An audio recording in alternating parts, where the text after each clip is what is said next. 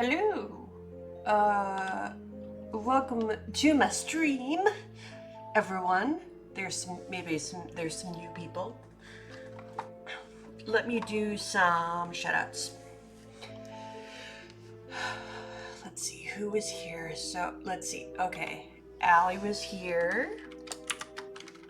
So everybody should go visit Allie, because Allie is a lovely bean. Sorry, an anxious gamer.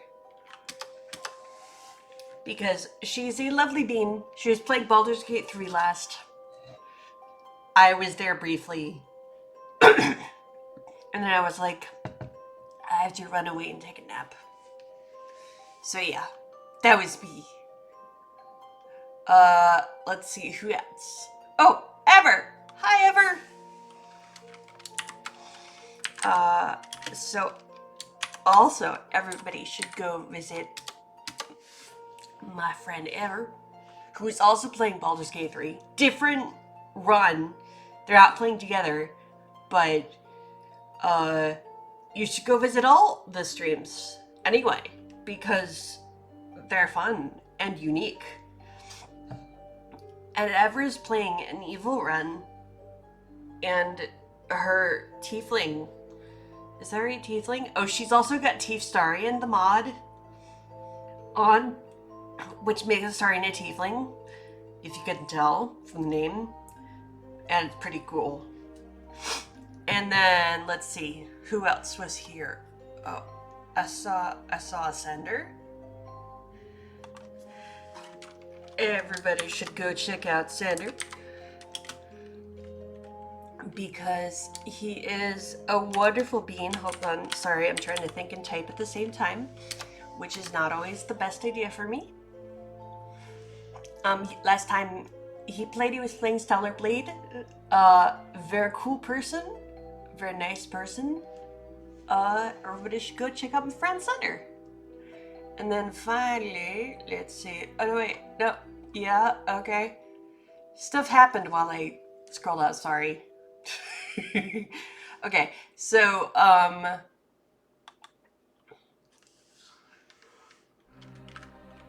yeah! And, oh my goodness! I'm getting a raid, I think, from Guru! Hi, Guru! And hello, Karubot, as well. Karubot is a lovely bean. Anyway, but Karu is a wonderful, wonderful person. Wait, I'm going in order of people I saw. So, I have to do Peace, because Peace is a good friend, and he's been hanging out with me, and he was playing the Chrono Trigger, and I don't know that he knows, but I was lurking yesterday. I was just, like, not talking. Oh yeah, and there's Karu! Because Karu is there. Because Karu was playing The Wolf Among Us. And again, I popped in and was like, hey, and then I ran away. Because I was like, I have a headache and I need to take a nap. By the way, no longer have a headache. So we're all good there. I did drink enough, Allie. Thank you for the advice. And, yeah, so that's everyone that's in chat right now. Hi! Everyone should go follow everyone, because, do it, because they're awesome, awesome people, awesome beans. And, tonight,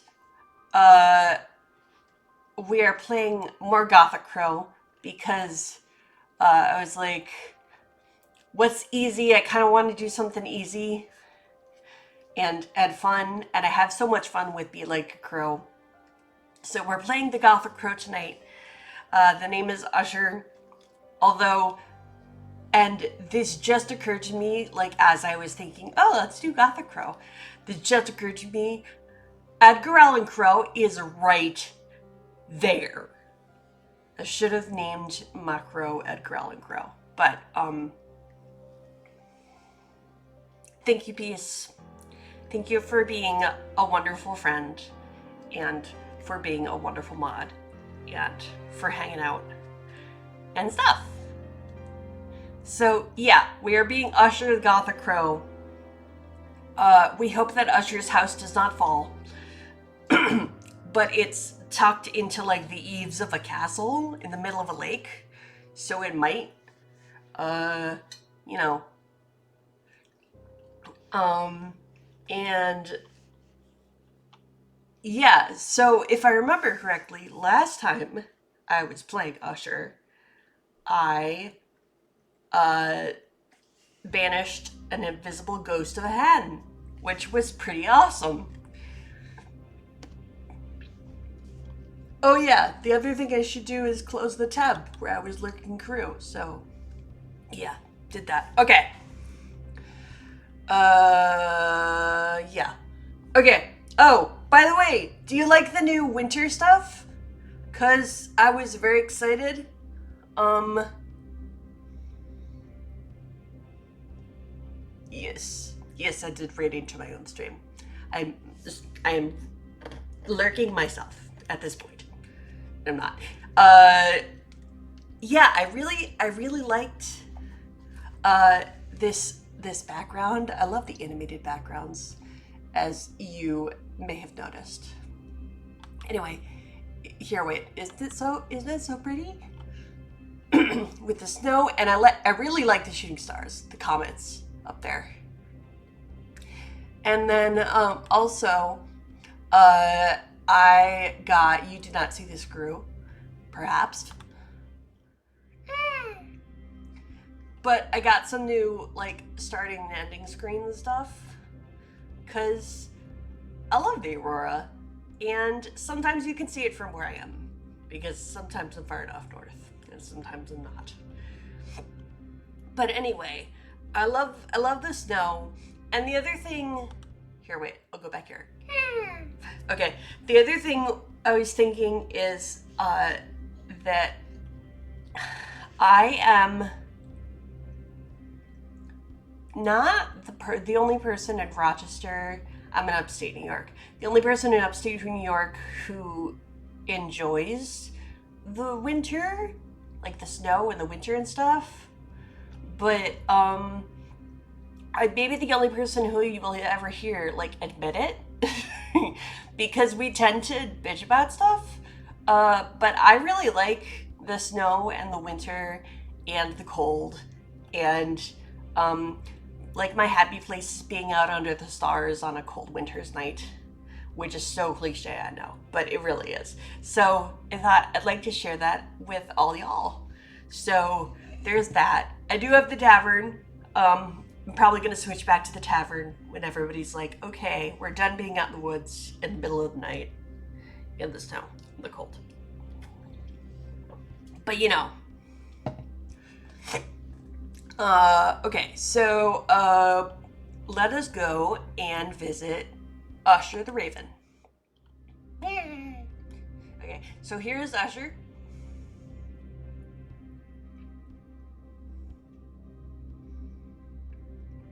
Ah, yes. Yeah, I live right on the lake, so we get like we're having some serious lake effect snow right now.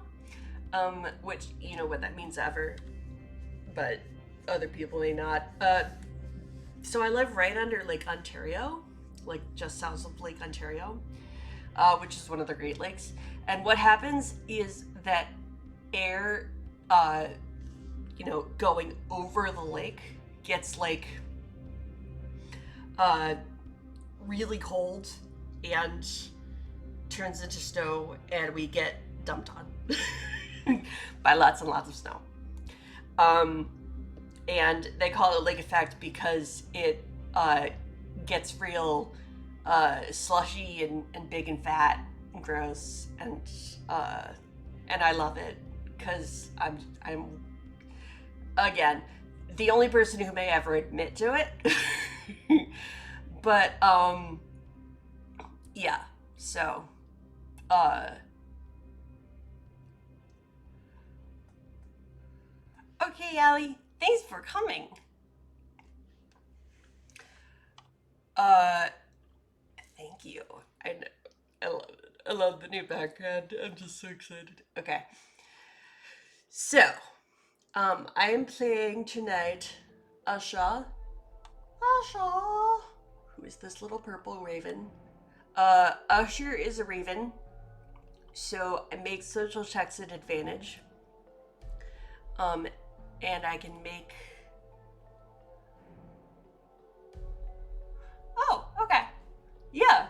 I have friends in...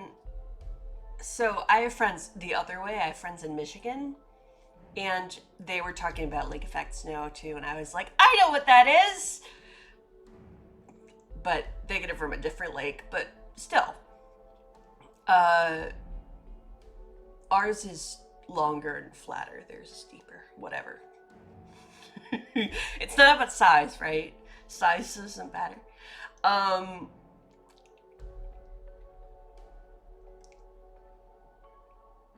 Right, yeah. Down by Pennsylvania, you get more of that that mountain stuff down there too. Right, because the hot air goes over the mountains and it does wonky things to it. And so sometimes you just get like dumped on all at once, which is fun. Weather is actually kind of fun. But, you know, not necessarily when you have to live it, but, I mean, learning about weather is fun. I'm a science nerd, if you haven't noticed. I'm, like, super hard trying to, like, focus on one thing ever. Sorry, that's why I keep going back to the, oh yes, Karu, go do your post-stream care and, ooh, pick up your dad. Cool stuff. Thank you for stopping by, Ever. I love seeing new people in the stream and shouting out friends.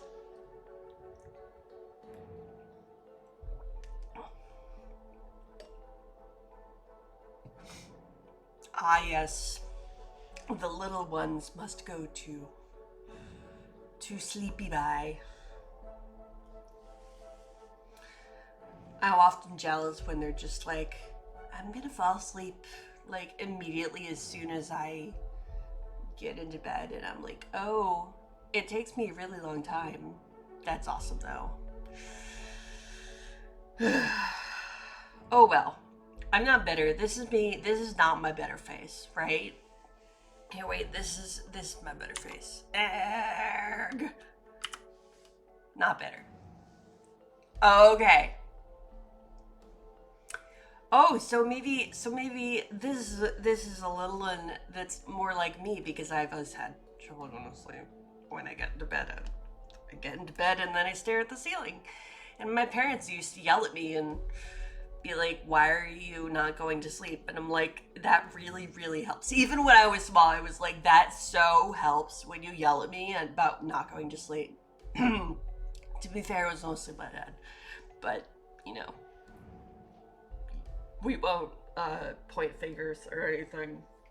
Even though I would love to point the finger at my father. But whatever, you know, daddy issues, right? And now, you know,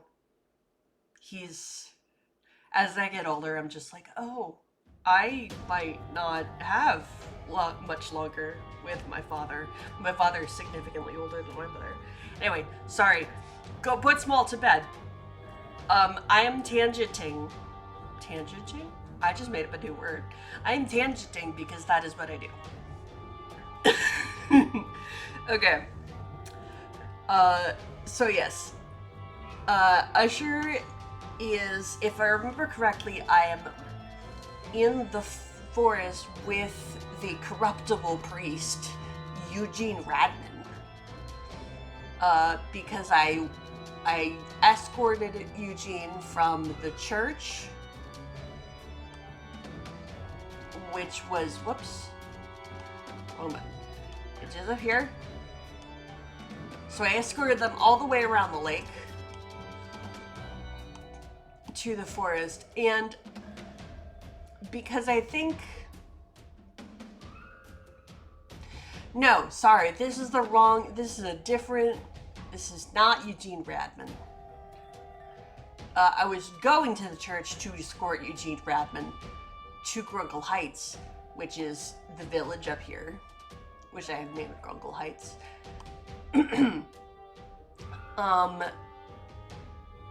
And this is, so I'm down in the Dead Forest with a priest. I remember that. Don't worry, he's not. Oh, sorry, Chuck Kolar, another Fragile priest. On a successful befriend check, they tell me about a locket with a torn photograph and abandoned shack in the Dead Forest. Okay, that's what I'm doing. I'm looking for the abandoned shack and the locket. I have to make a befriend check to stop myself from helping the priest immediately to go get this locket. I succeed, which means that I must go to the forest and get the locket. And the locket is, there are not a lot of negative items in the, wait, sorry, just realized I do not have the rules out. Okay, there are not a lot of negative items in this game, and this locket is one of them.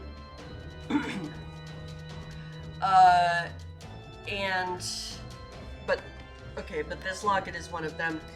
So, let me see. I was gonna find the description of the locket because, of course, I didn't write it down. Why would I write it down? Okay, here it is. A locket with a torn photograph. Whilst carrying this, you feel an enormous sense of dread. Your first new turn in a new hex must be made with a penalty. Okay, so most of the objects either give you like advantage or they give you an increased modifier to your roll or something like that. This one happens to give you a disadvantage, which is great, but I don't know, makes the game fun, right? Okay, so so we decided that I am going to have to roll to like resist taking this bad object. But you know what I mean, the bad item. And the reason that I don't want to take it is because I'm going to have to drop something that I'm already carrying.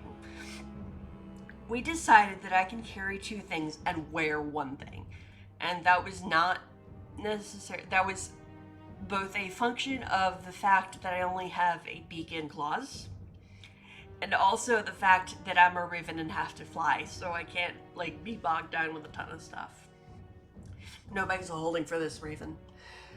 Maybe at some point in the future they will make a D&D supplement for this game where you get like a bag of holding, which would be kind of cool.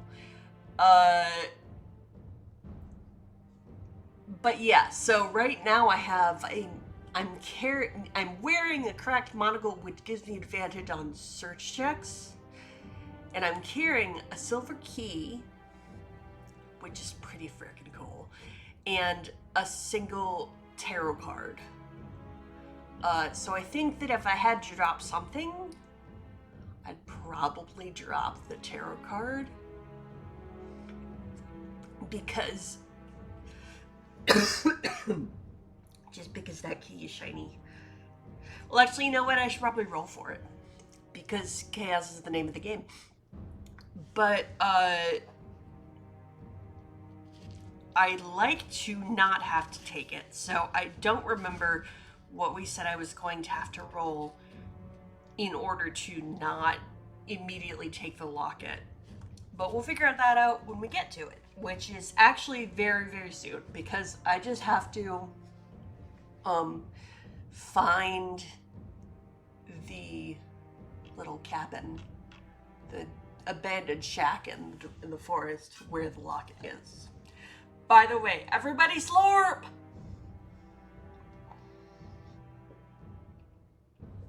Tonight I have iced tea lemonade with some raspberry flavoring because I'm a raspberry fiend.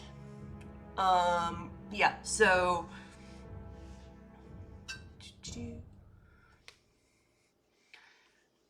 okay, so I have to fly around and try to find this shack. So what I'm gonna do is make a bunch of search checks. And I make a search at advantage. So what that means is that I'm gonna pull twice and take the better one. So the first thing I do when making a search check, of course, is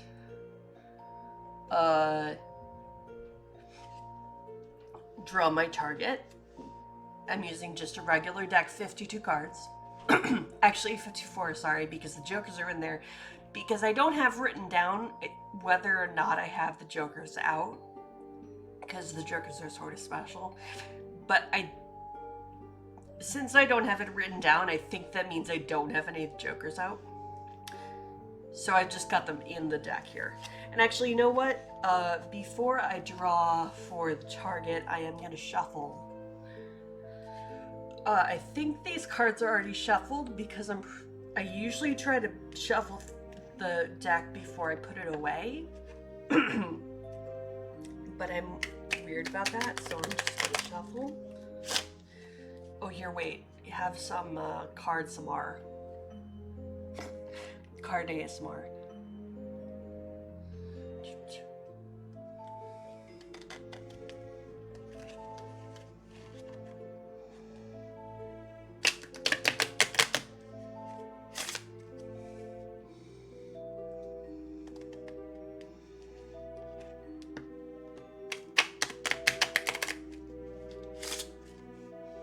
Oh, I'm doing the waterfall quite nicely tonight.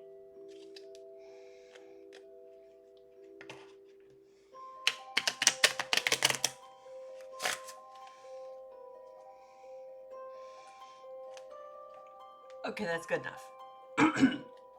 Because again, I'm pretty sure these are shuffled. I'm that person who needs to... Kitten! Oh my goodness, it's a kitten! It's a wild kitten! Here, wait. I can do this. Welcome in, kitten! Tonight I am playing Be Like a Crow because I wanted a fun and comfy game.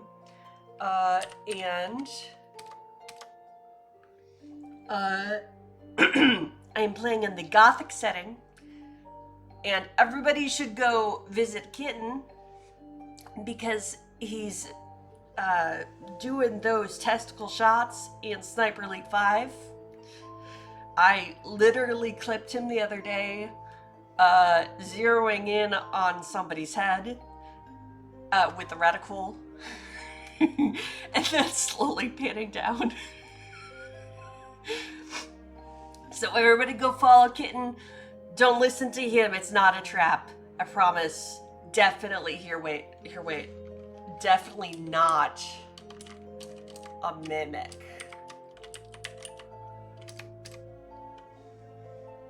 Right? Not a mimic. I don't know if I showed you the new emote Kitten, but I was super proud of that one because it's the first one I made by myself. I made it in Canva. But anyway, because I was looking for an emote and nobody had not a mimic. And I was like, but they totally should. And so I made it. So yeah, I was super proud of that one. So, tonight we are Usher, the Raven, the Gothic Raven. I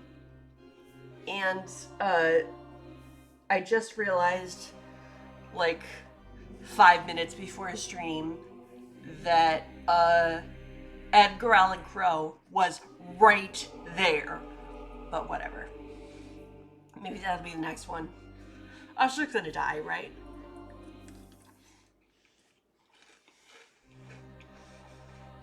I'm sorry, I munch on snacks.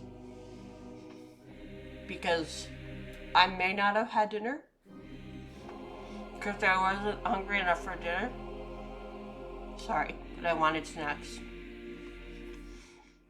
Here, wait, let me swallow my food before I try to talk again. Okay, yeah. Right?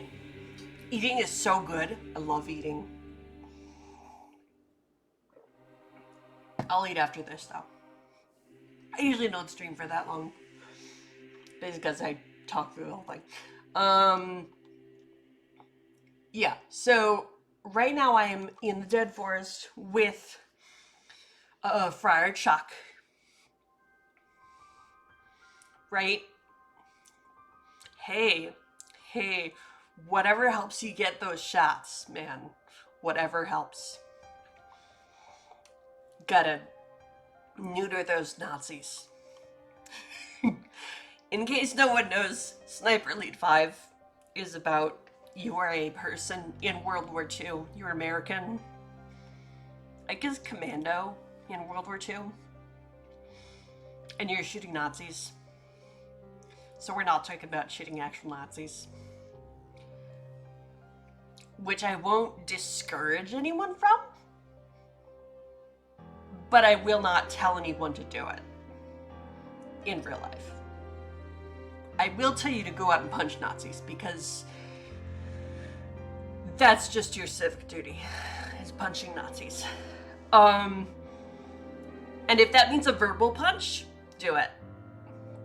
If that's what you could do, you can punch with a verbal punch, then punch those Nazis, my friend. Punch them hard. Okay, so I'm in the Dead Forest. I have to make a search check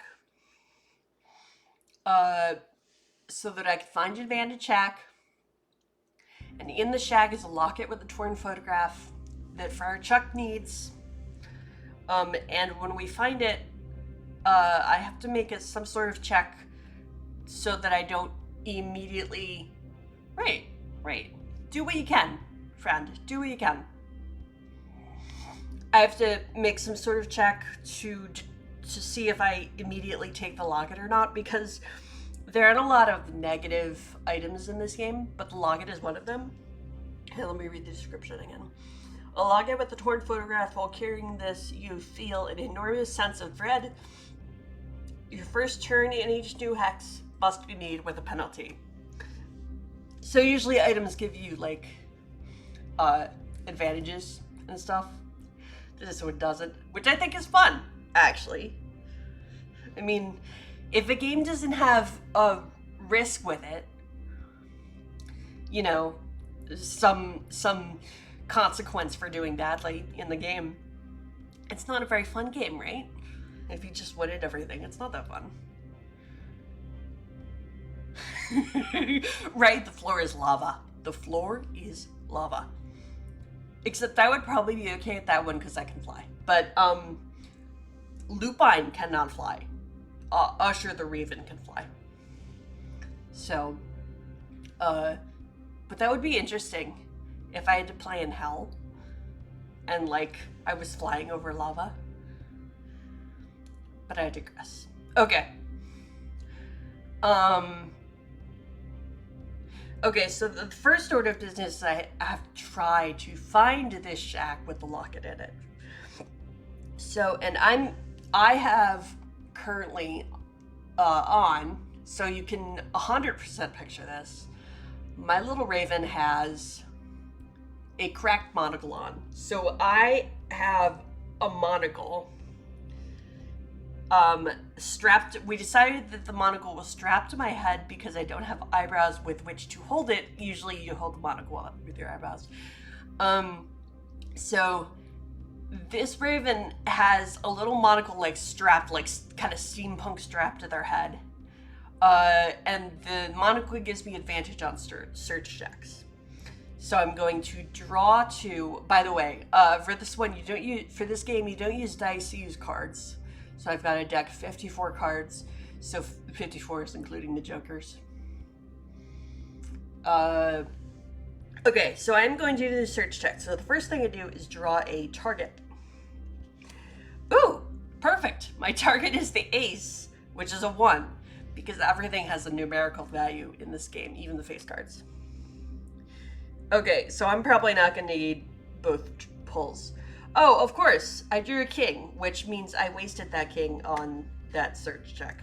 Okay, so I found the abandoned shack with the locket in it. Now, I have to decide if I'm going to try to... I, Lubine, do not want to take the locket because I know that it's bad. But I feel like it makes sense if I have to do some sort of check to not be, like, compelled to take the locket. So let's see. So here are my skills. And don't look at how good I am at them. Okay, so my travel and exploration skills. Right. It's very meta. Because this is like a I will continuously say roll because I play a lot of tabletop games that usually use dice, but I actually mean pull from the deck. Draw a card, and yeah. So it's like a roll to resist. I mean, a draw to resist. See, there I did it. Okay. So I'm trying to resist the compulsion. So what skill does it make sense for me to resist the compulsion? I feel like it might be...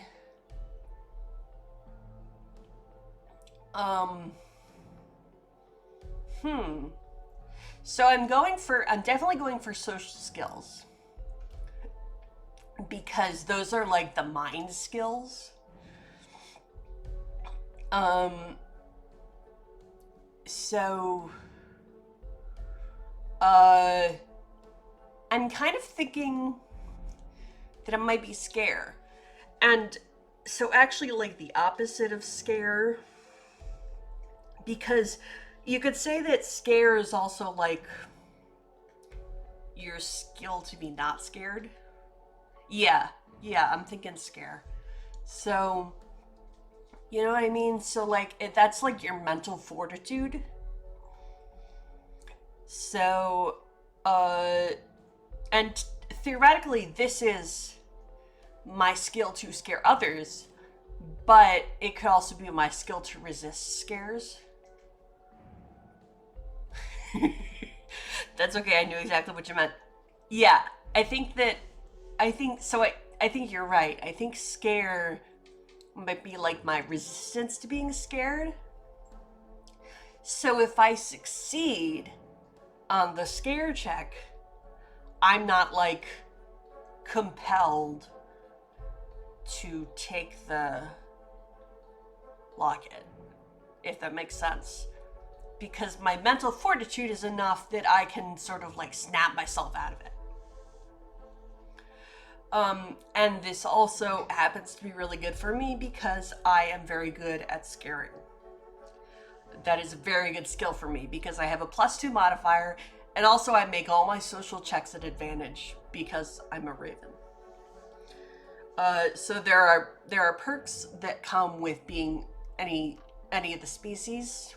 You could be a raven, a carrion crow, a jackdaw, a magpie, and then I think there are 2 others that I'm totally forgetting. But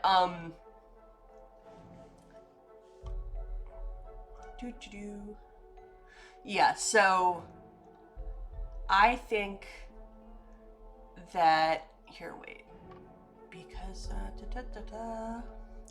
yeah, ravens make all social checks at advantage.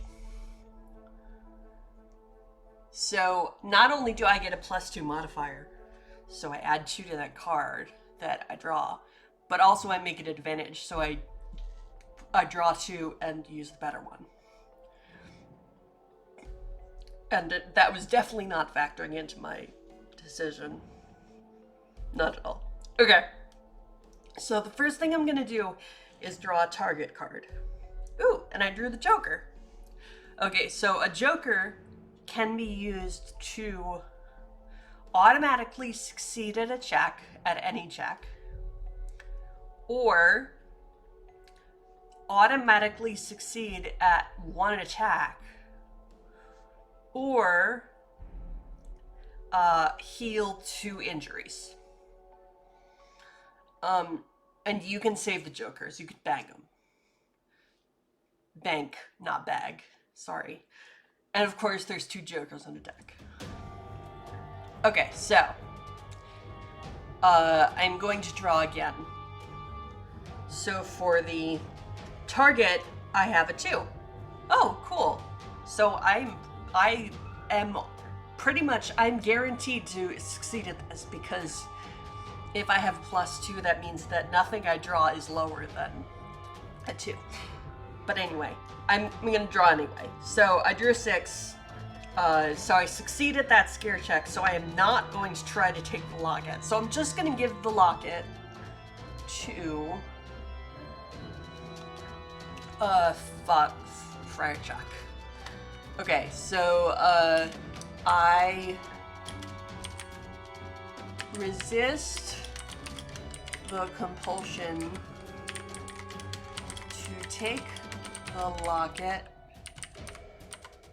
when I find it, and surrender it to, to Friar Chuck. Okay. So now we have to decide what I'm going to do next, because I have objectives. Or we could decide that I need to take Friar Chuck somewhere. Personally, I don't really think I need to take him anywhere, because now he's got what he wants. Actually, I'm just gonna go ahead and say that Usher's not gonna take him anywhere. Okay, so the objectives that I could get to.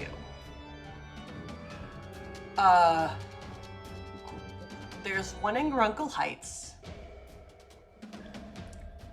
There's one in the church. Oh, and I did not fill out the rest of this last location, this last item, or objective.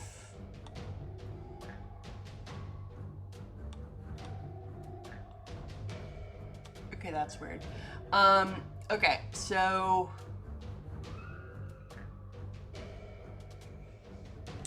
wait, I'm gonna try.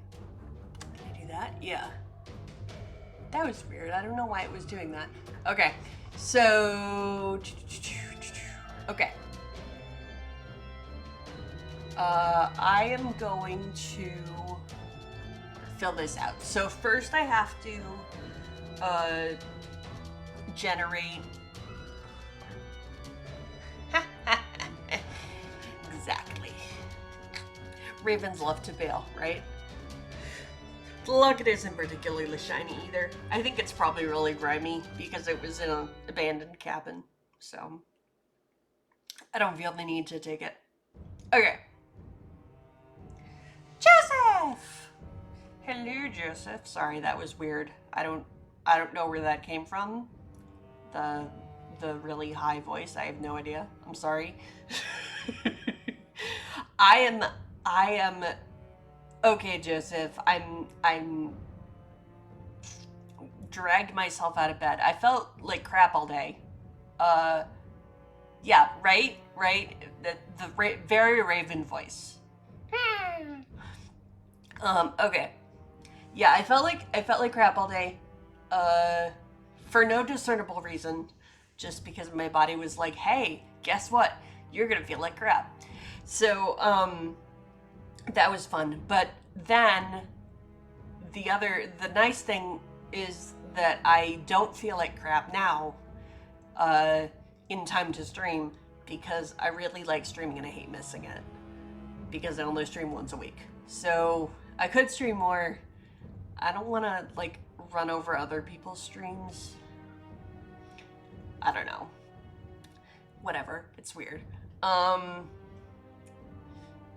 You know, I am a caretaker. I always put other people before me. That's kind of my personality. Okay. Sorry. And I yawn a lot. There's no good reason that I yawn.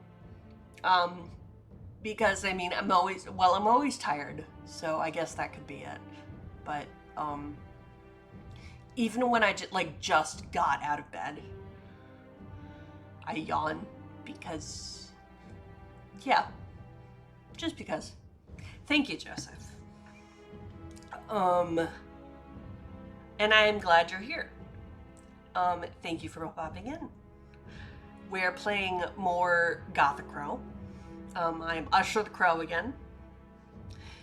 And I just found the locket. I don't know if you remember last time, but I was accompanying a corruptible priest into the dead forest to find a locket with a torn photograph. And I resisted the compulsion to take the locket. And I gave it to Friar Chuck, which means that I can just, fly away. So I think what I'm going to do... Oh, wait, I was going to generate the stuff for this last objective first. Okay. Because I said that there was an objective, but I didn't, do any of the stuff for it. Okay, so... what I'm going to do, then, is I'm going to I'm first going to generate a character for that first thing. Sorry, placeholder thingy. Right? I'm always tired, I'm always hungry, so yeah. It's like when people ask me, hey, are you hungry? I'm like, always. I mean, why would you even ask such a silly question? Or are you tired? Like, come on, people. I'm always hungry and I'm always tired. Alright, so Black 3 is... Okay, I'm gonna draw again because that's Corruptible Priest again. And we already have, 2 of them in our notes here.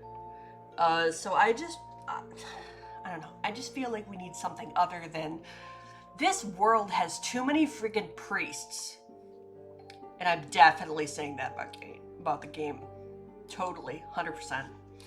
Okay. So this is the red ace. Ooh. So I meet an over-friendly magpie. Oh no. So it's the funeral of the magpie. So at the funeral of an overly friendly magpie. Aww.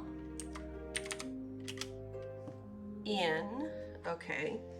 So I'm gonna look at locations. Now I'm going to generate the location. Jack of Diamonds, which is a scientist's workshop. Ooh. Fun. Okay. So, logically, so they only give me, really vague, locations for flavor. Sorry, I have to type scientist's workshop. So where do we think this is going to be? Oh, you know what would be fun? Okay, I was gonna say that it would most likely be in Grungle Heights again, the village. But I think it would be really fun if it was in the castle. Because we have always lived in the castle. Thank you for stopping by, kitten. And I will come visit you later when you shoot Nazis in the balls. And have a good night until then.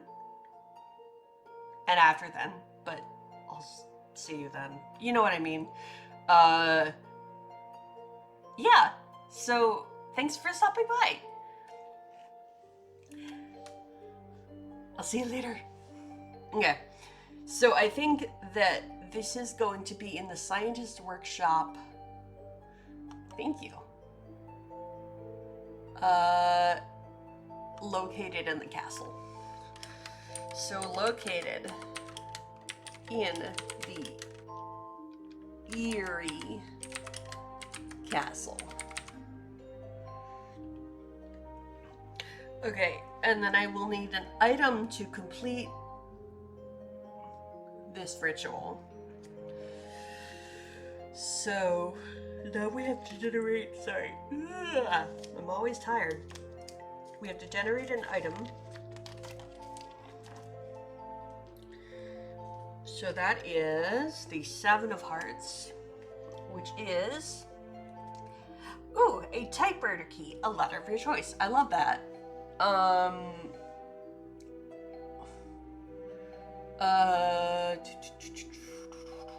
I will need,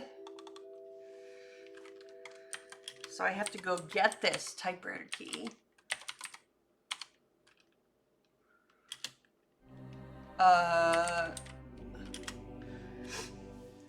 And it's a letter of my choice. So, I do not have a 26-sided die. You know what I think it should be? I think it should be a weird letter. Okay, so I'm thinking either Q or X. What do you think?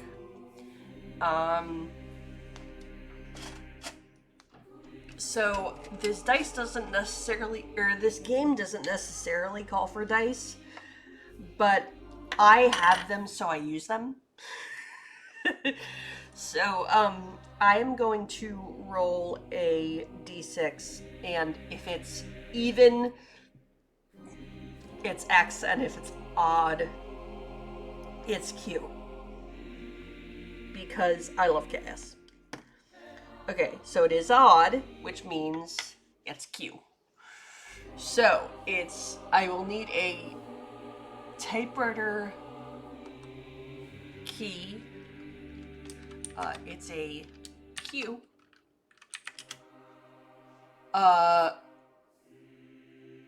So, oops. From, and then, I need another location.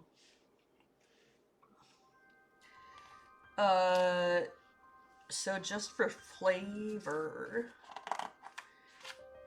let's draw another location.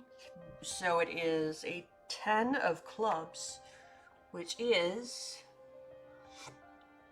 the Dead Zoo. Ooh, a museum of bad taxidermy. So, from the Dead Zoo Museum of Bad Taxidermy. So, the question is, where do we think this is located? So, I'm kind of thinking that it could be, ooh, how about no one knows where it's going to be? It just appears sometimes in the mists. Which appears mysteriously. Mysteriously. The mysterious mists. Okay, so which appears mysteriously somewhere in the mists. I almost spelled mists with a Y, which is not actually how you spell mists. Okay. So I need to go find this museum somewhere in the mists. Everybody needs to slurp.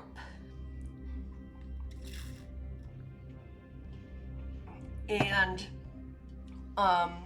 yeah, so I need to go find the museum somewhere in the mists. I need to get the typewriter key from the museum. I feel like that may take a check somehow. Then I have to carry it back to the scientist's workshop in the castle and use it to perform a ritual at the funeral. Okay, so I feel like this might be, this is sort of like, I'm looking at like the closest way, as the crow flies. Ah. But yeah, okay, so I'm going to, here, let's do this.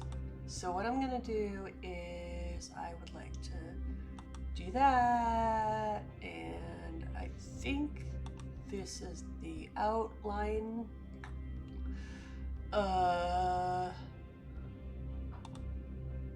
And this is the center, so it'll give me a circle, I think. Okay, hopefully. Yes. So I'm gonna take that away, and I'm gonna say that it's somewhere in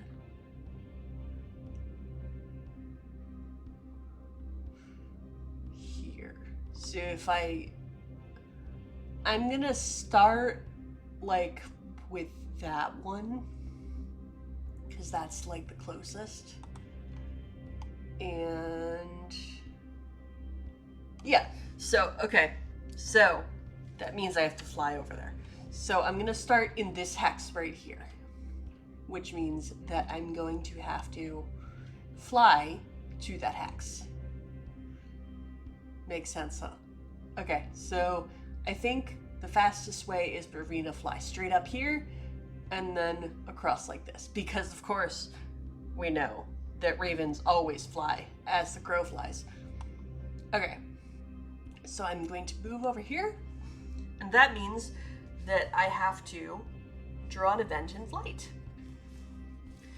So I'm going to look for the events in flight tables. There they are. Okay. So I drew a 4 of spades, which is a tailwind gives you haste. Advance immediately to any adjacent X. Cool. Which means I'm just gonna go straight over here. Whoops. That was not what I wanted to do. Okay. Now I am going to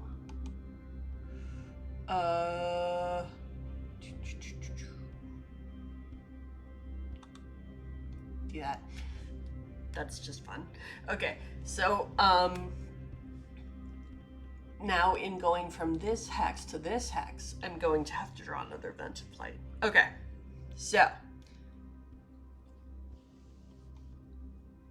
and wait, hold on a sec. So I want to keep in mind, I don't think I have any. Oh, look, I have no injuries. Cool. So if I had injuries, I could land and preen to try to get rid of them, but I don't have any injuries, so I'm just gonna fly straight there. And it looks like we have ads starting in about a minute and a half. So what I'm going to do is play until the ads start. How about that? And then once ads start, I'm just gonna like hang out for 3 minutes or so. And if you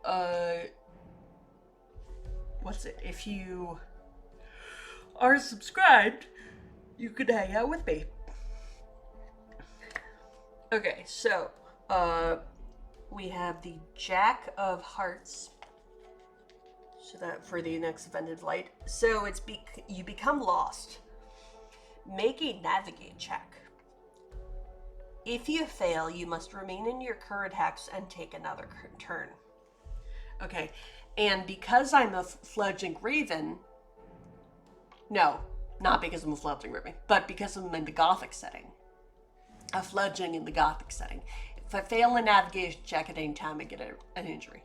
Okay, so I have to make a navigation check. What is my bonus to navigation? None.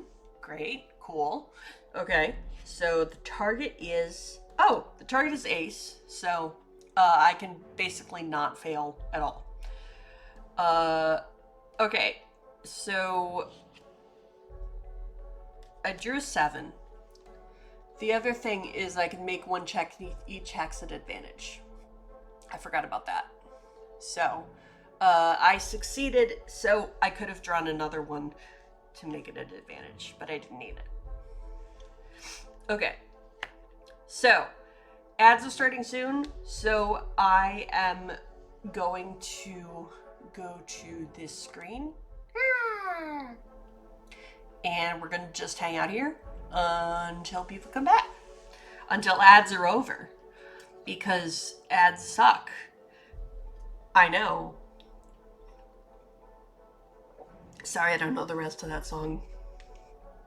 I wasn't really a goth in high school. I hung out with them, but I was interested in actually different things. It's just that they were the nerdiest people in school, so I hung out with them. Does that make sense? Because I didn't want to hang out with jocks. I definitely didn't want to hang out with, like, I don't know, popular kids or whatever. I definitely wanted to hang out with nerds, even if they weren't necessarily nerdy about the same things as I'm nerdy about. So, yeah, I hung out with a lot of goths. But that means, and don't hate me, I know, I wonder if I'm gonna lose a bunch of followers, like, immediately, or a bunch of subscribers, when I say that I'm actually not a huge fan of, like, the punk emo music genre or whatever. Because again, that's not really my scene. I did have kids to hang out with because I'm a theater nerd and a science nerd. So I definitely had other theater kids to hang out with.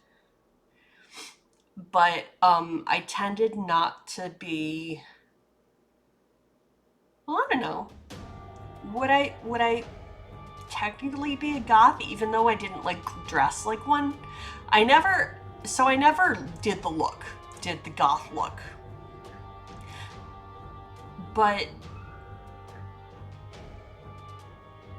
yeah, actually, I think that maybe I would technically be a goth even though I never did the look. I think of the look as defining whether you're a goth or not, but it kind of doesn't. Because I still liked a lot of the stuff. I just, and I sort of, like, I liked, I wanted to rebel against the current power structure, so that kind of makes me punk. I just never dressed like that. I don't know. And definitely a function of never dressing like that was that I have a very hard body to clothe. And what I mean by that is that, like, clothes shopping is hell for me because I don't fit into a lot of the clothes people that are in stores. And because I have a really long torso, and also I'm a very heavy person. I carry a lot of weight. A lot of it literally is my frame. Like, I do have a very big frame. And there's definitely a part where I could lose a few pounds, but I mean, I like the thing about welcome back, everyone. Thank you for sitting through the ads. because Twitch doesn't let us not do them. I tried. Believe me, I tried. Okay, so I had just succeeded my navigation check, which means I think, yes, it means that I can fly on to the next hex. Oh wait, I should probably change back to, wait. I should change back to here. Okay, so I can fly on, which is cool. So I was here and now I'm here. Cool. Okay, so now I'm going to draw another event in flight. And this is the 4 of clubs, which is a tailwind gives you a tailwind gives you haste. Advance immediately to any adjacent hex. Awesome. Let me do that before I forget. And then I have to real quick do something else. Okay, there we go. Alright, so this is the first hex where I am going to roll a search check because I could potentially find the taxidermy, the Museum of Bad Taxidermy.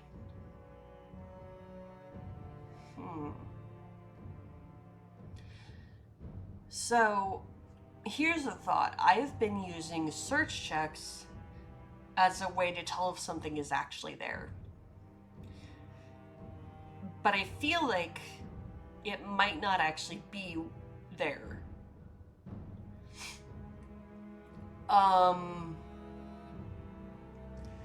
And the thing is, I'm decent at search checks, especially since I have the monocle. Like, I don't have a, hey mom, welcome in, thank you for coming to my Gothic Crow stream, which, I just wanted to play something nice. Oh wait, here, I want to show you. So, hold on. So these are the screens that I wanted to get a little bit ago. So there's 3 of them. There's a starting one, there's a short break one, and of course a stream ending one.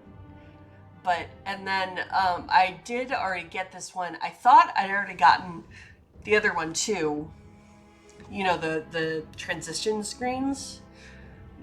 I thought I'd already gotten them, but I had not. But I had already gotten this one. And I just really liked this one because, you know, being out under the stars when it's cold in the middle of the forest is one of my favorite places to be, as you well know. So, and look, it has little meteors. I love that. So, anyway, I decorated my stream for winter. Yay! I probably could do something with the garland, but I do kind of like that garland. So, yeah. Wait, here I am. Here I am! Ah! Okay. Okay, so, thank you. It's actually 3 different garlands. So the person who sold it in like 4 or 5 different colors. I don't remember how, I think that's 4, I think it's 5. Anyway, so that is 2 of there's a blue and they call it blue and pink. I think it's more like blue and purple color, with the little moons and stars. And then there's one version that's yellow. And so what I did was I just took 2, you know, of the screen-wide blue and pink ones and one of the yellow one and kind of like twined it like as if you had 3 strings of lights and just twisted them together. So anyway, it looks like it's a bunch of different colors, which is cool. I like it. I digress. Okay, so I am Usher. Usher the Raven, the Gothic Raven, whose house we hope does not fall. I realized like 5 minutes before stream that Edgar Allan Crow is right there. I'm so mad that I didn't name my Raven Edgar Allan Crow, but maybe next time. Okay, so I successfully got out of the dead forest because I was in there with Friar Chuck. Friar Chuck wanted me to look for a locket with a photograph, and yeah, so I got the locket. I successfully was like, nope, and flew away. Left them alone in the dark forest, or the dead forest. So I did find the locket, and then the locket was actually a negative. A lot of the items in this game give you a positive, but the locket actually made it harder to succeed. And so it was something that you like sort of didn't want. So like, why is there a reason for me to take it if I don't actually want it? So I was like role-playing that there was like a compulsion, some kind of compulsion that would force me to take the locket. So I had to like break that compulsion or whatever. So yeah, I'm successful,ly a feckless crow. Raven. Feckless raven. Right now I'm searching for... so I'm searching for the Dead Zoo, which is a museum of bad taxidermy. And it appears, randomly, in this area, in the mists. And the reason I'm searching for it is I need a typewriter key. It's the Q key, which will be found inside the Dead Zoo. And then I need to take that typewriter key to the castle. And in the scientist's workshop that is located in the castle, I will need to perform a ritual because it is at the funeral of an overly friendly magpie, which is kind of sad because poor magpie. But yeah, so right now I am here and I'm deciding if I want to just do a search to know if something is there and if I find it, or because I've sort of been using the search function as a way to tell if something is actually there for me to find it. You know what I mean? Because it could not be there. And that is something that is actually independent of whether I successfully search for it or not. So for me to find something, two things have to happen. I have to successfully search for it, but it also has to be there in the first place. So I was thinking I can potentially find something. Okay. So you know what I'll do? I think just to make this easy, I'm going to say there's a 50-50 shot that it's anywhere within that ellipse or whatever, anywhere within that circle.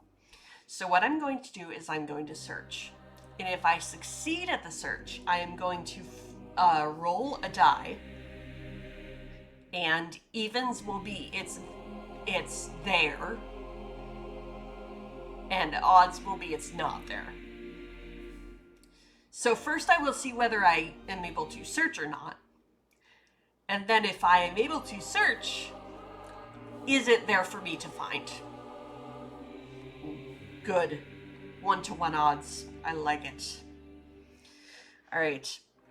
What was I thinking about earlier? Oh, I was talking about how I was talking about how I'm using a standard deck of cards, and I said 52. Oh wait, no 54, because the jokers are in there.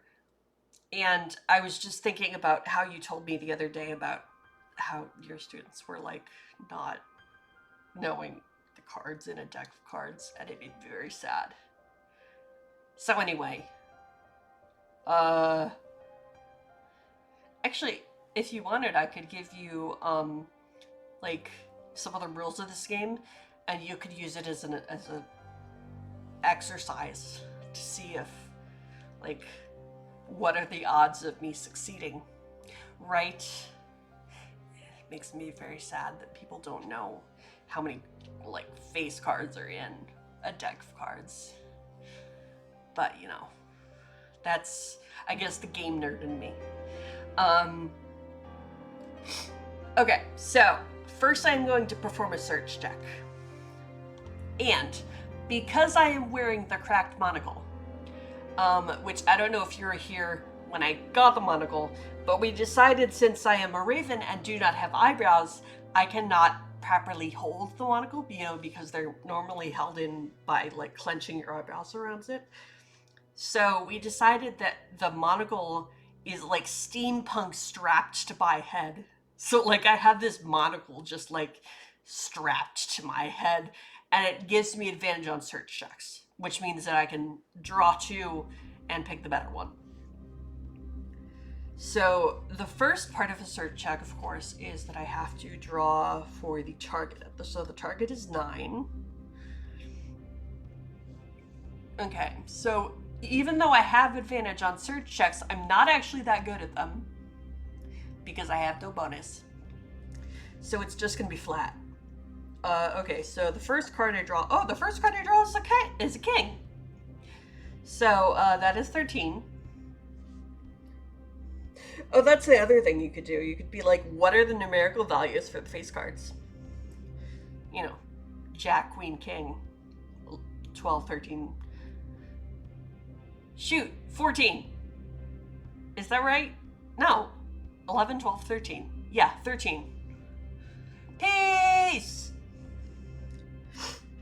Yeah, okay, so it is good because it means that I succeed at my search check. Okay, so now I'm going to do my thing where I'm going to roll a d6, and if it's, what did I say? If it's even, the thing is there for me to find. And if it's odd, it's not there. Okay. Okay, so it is odd, which means that it's not in this hex. I like this. Okay, and at some point I can change the odds, but I don't feel like doing that right now. Sorry, Mom. Okay, so that means I need to fly to another hex. So I'm gonna fly over here. Actually, I should be above this circle, I think. Okay, so now I'm going, first I have to do an event in flight. Actually, does that make sense?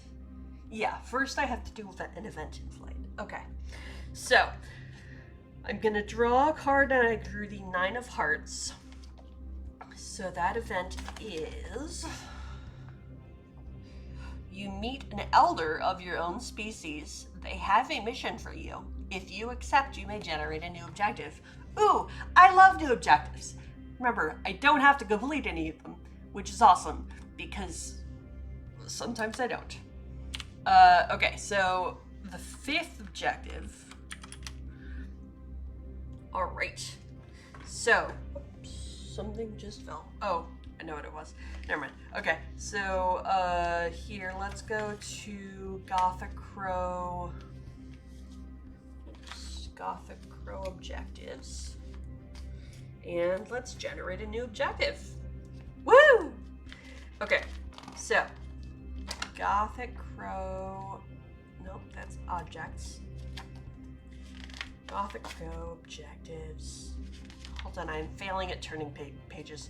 Okay, so Gothic Crow objectives And I drew a 3 of spades. So that is, okay, so item belonging to, I assume it's a billing character. The way I have things on my desk, arranged on my desk. Okay, so item belonging to character, whoops, has been stolen. Ah, no, has been stolen by another character who is hiding it out in, who is hiding out in location. Okay. Can you retrieve it?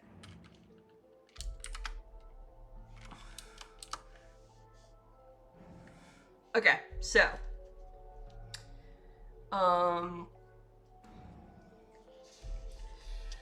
the first thing I have to generate is the object. Okay, so I'm gonna draw for the object. I drew a 6 of hearts, which is, whoops, a single, oh, we've already gotten that one, the tarot card. Okay, so I'm gonna put that back in the deck somewhere, just randomly, and I'm gonna draw again. Okay, this time I got a 2 of diamonds.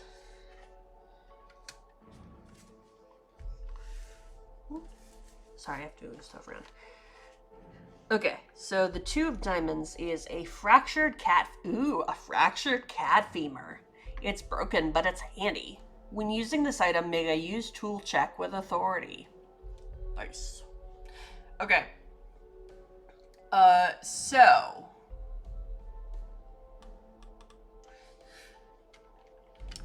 a fractured cat femur.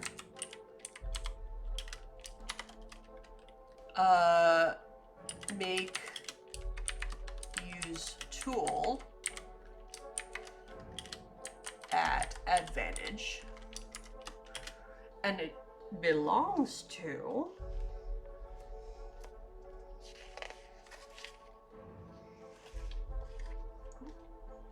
over there. And it belongs to, okay, so now I draw for that, and I got the Jack of Spades. An exiled monarch. Sweet. So the fractured cat femur belongs to exiled monarch. And their stats are +1, 4, 1. So +1, 4. Whoops. 1. Did I do that right? Oops. So the cat femur has been stolen by a different character, and that character is, hold on a sec. The 3 of diamonds. I love this. A sociopathic cat. Oh my god, I love this so much. Okay, so has been stolen by a sociopathic cat.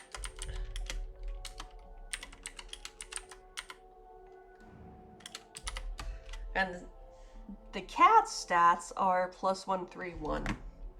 So +1, 3, 1.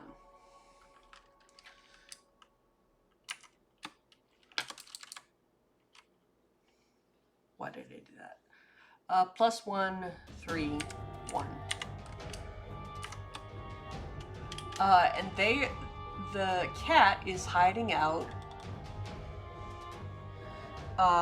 in 7 of spades. We already gotten that one. I mean, I know theoretically I should just do it, but I want to get everything. So, or I don't want repeats, too many repeats. Anyway, so 5 of spades is, we already had that one. Okay. 4 of diamonds. Oh my god. A magician's cupboard. In a magician's cupboard. Now, where do we think it makes sense for this magician's cupboard to be? Do we think it makes sense for the magician to live in the village, in the mountains, in the graveyard, at the castle, in the ghost town, or at the swamp? I think it's fun if it's in the swamp, because I haven't been to swamp yet. Okay, so in a magician's cupboard. So I'm gonna say, I'm not gonna say cupboard, because, yeah. Ah! Time to slurp! Slurp. Alright, so I'm gonna say that the magician's shack in the swamp. You know what, we should name the swamp. So, here. Ooh, look at that line. Cool looking. I'm gonna do this. Okay, so, places. I bet they have, like, let's see, do they have, like, oh, swamp names, there we go. Okay. So, I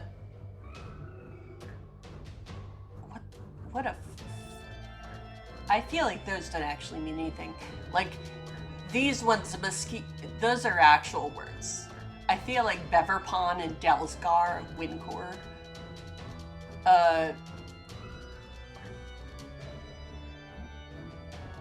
How about the Middlemac Morass? Because I just love the alliteration. Okay. So so that's the Middlemac Morass. And I love the word morass. Okay, so what I'm going to do is can I duplicate that? Nope. I can copy paste.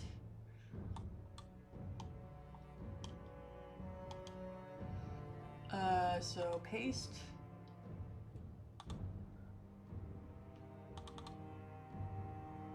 Okay, so this is going to be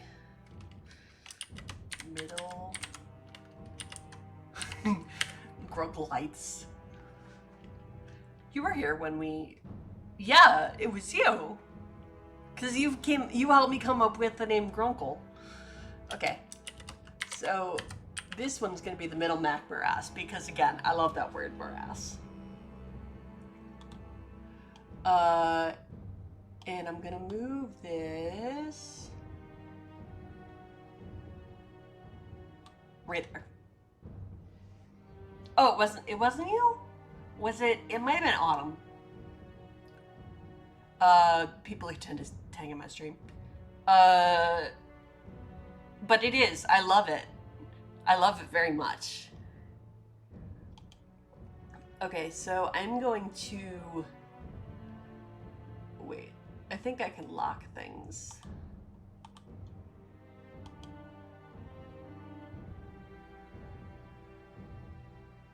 Oh, you know what? I should send it to the map layer. That's what.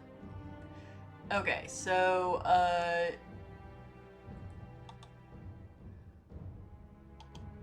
I can lock things, just not text. Okay, but what I'm gonna do is kind of send that to the map layer. Okay. Okay, so in the Middle Mac Morass is a magician shack, where the sociopathic cat is hiding. The cat has stolen a fractured cat femur. I really love this because, like, maybe it's like, you know, our sociopathic cat. By the way, we should come up with the name for the cat. Our sociopath cat is like incensed that the king has a broken cat femur.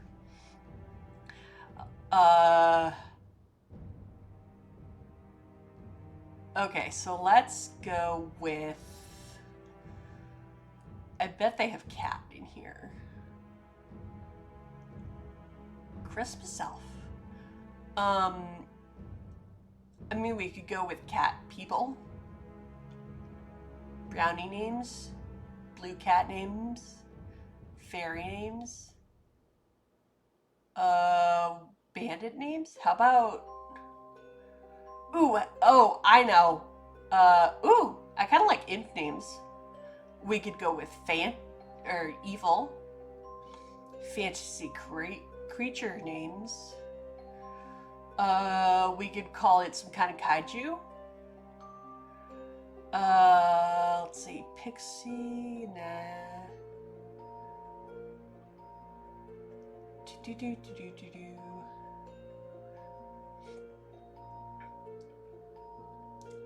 Oh, you know what? Do they have a... I wonder if they have like a... I feel like they do have a... But they've just different names.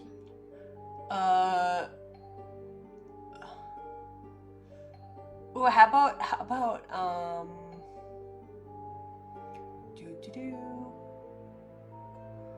I have no idea what a Tokolosh is. We could call it a supervillain. So we got a supervillain. Let's see what that gives us. Nah, I don't like that. How about... Oh, I forgot. These are like, what's it? From actual, like, properties or something.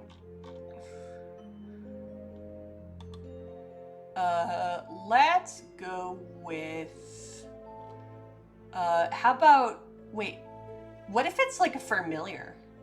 The wizard's familiar. So let's see if they have familiars.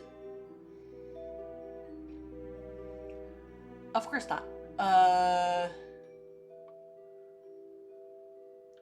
Okay. How about, I mean, we could go with a brownie. How familiar is he? He's so familiar. He is a psychopath. Hey, Nat! How you doing? I'm trying to come up with a name for a psychopathic cat.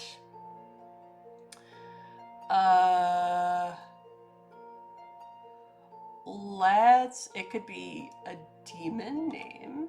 Let's see what kind of demon name. Bickerin! I kind of like that. Let's see, fantasy. How about, oh, you know, I wonder if it's in, oops. I wonder if it's in real names. No, I think these are all like,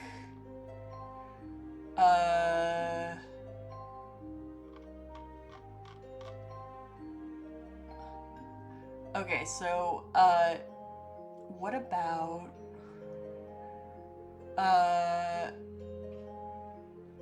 Ooh, goblin names. I love that. Okay, we're gonna name it a goblin name. What do you think?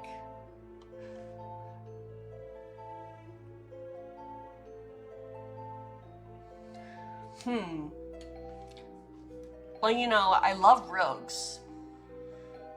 Yes, yes. Sociopath, not psychopath, sorry. Okay, because my newest objective is that I have to get back a stolen cat femur, and the one who stole it is a sociopathic cat, and I'm naming that cat.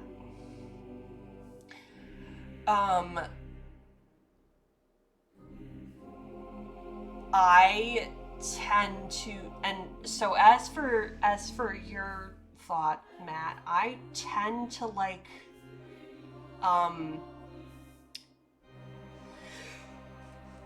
actual physical weapons over spells. But I am unfamiliar. Is Last Epic a video game, or are you playing an actual game like a TRPG? Basically, what I'm trying to suss out is, would it be more advantageous to be able to cast spells? Is it the kind of world where being a spellcaster kind of gives you a leg up?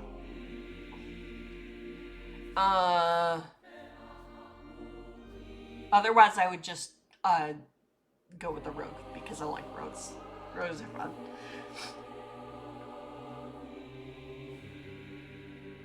Okay.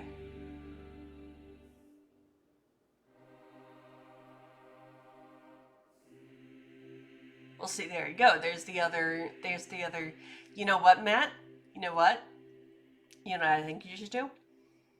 Got a D6 handy.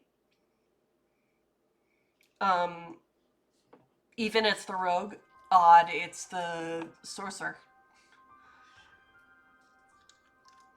Because chaos.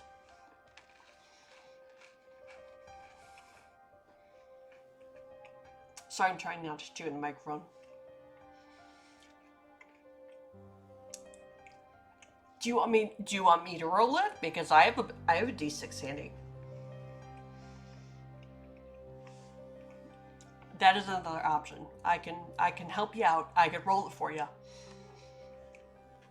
if you want, or you could roll it yourself. You know, choices.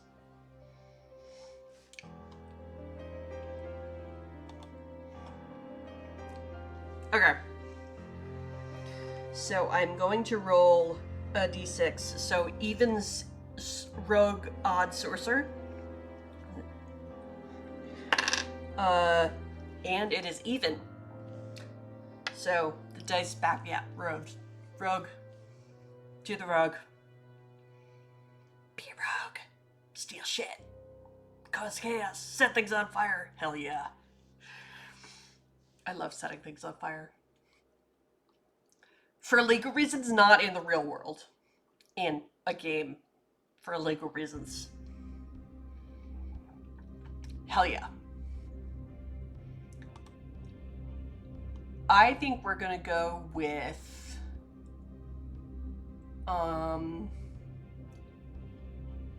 demon names, because so I'm thinking like a wizard might have like, so I'm thinking along the lines of like a wizard familiar, because it's in a magician's shack or whatever.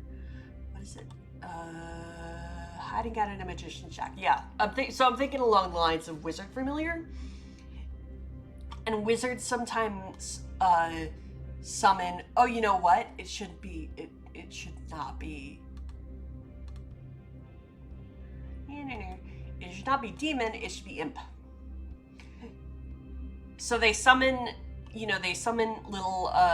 What's it? Little imps to do their bidding or whatever.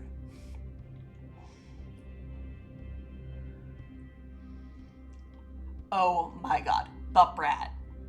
It is Buprat. The cat's name is Buprat.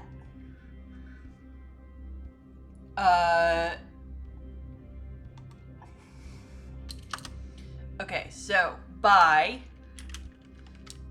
Buprat. the sociopathic cat. Okay, so he's hiding out.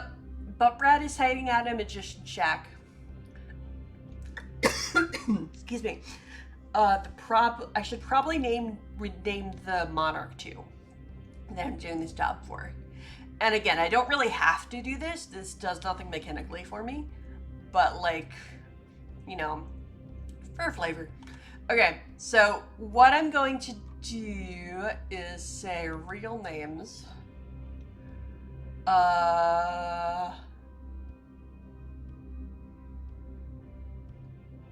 So let's see.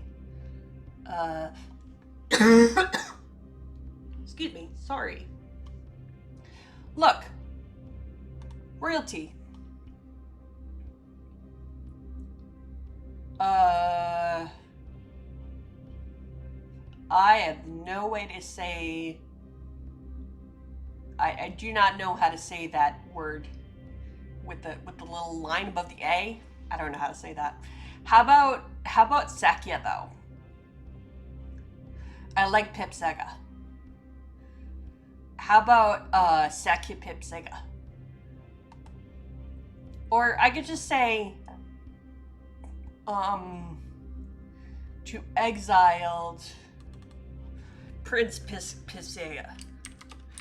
So Prince, I love the alliteration too. Okay, so Pip Sega. Okay, so a fractured cat femur belonging to exiled Prince Pip Sega has been stolen by Buckrat, the sociopathic cat who was hiding out in a magician's shack in the middle Mac morass. I'm not going to name the magician because, I don't feel like we have to.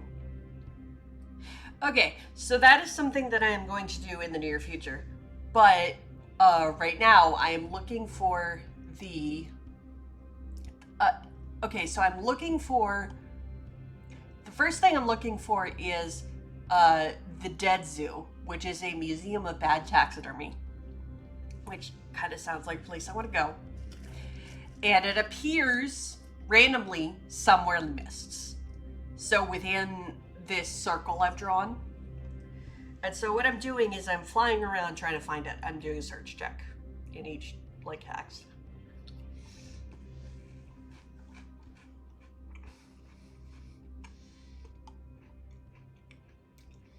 Sorry, more crunch.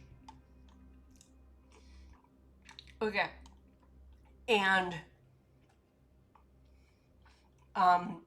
in the Dead Zoo is a typewriter key, in fact, the Q typewriter key. And I need to take that key to the castle, and inside a scientist's workshop, which is located in the castle, I need to perform a ritual at a magpie's funeral. Because sadly the magpie is dead. So, I'm searching right now for the Dead Zoo. And I think that once I find the Dead Zoo, I'm going to have to make some kind of check to get the key. Because I assume that it's either going to be on a typewriter in the Dead Zoo somewhere, or it's going to be like in a drawer or something, which means that I have to acquire it, but I also have to get past, I don't know if there's like gonna be a curator in the Dead Zoo, or I think I'm probably gonna have to evade to get it. Okay, but we'll get there. Okay, so I need to, I believe I already did oh yes, I did the event in flight, so now I'm searching.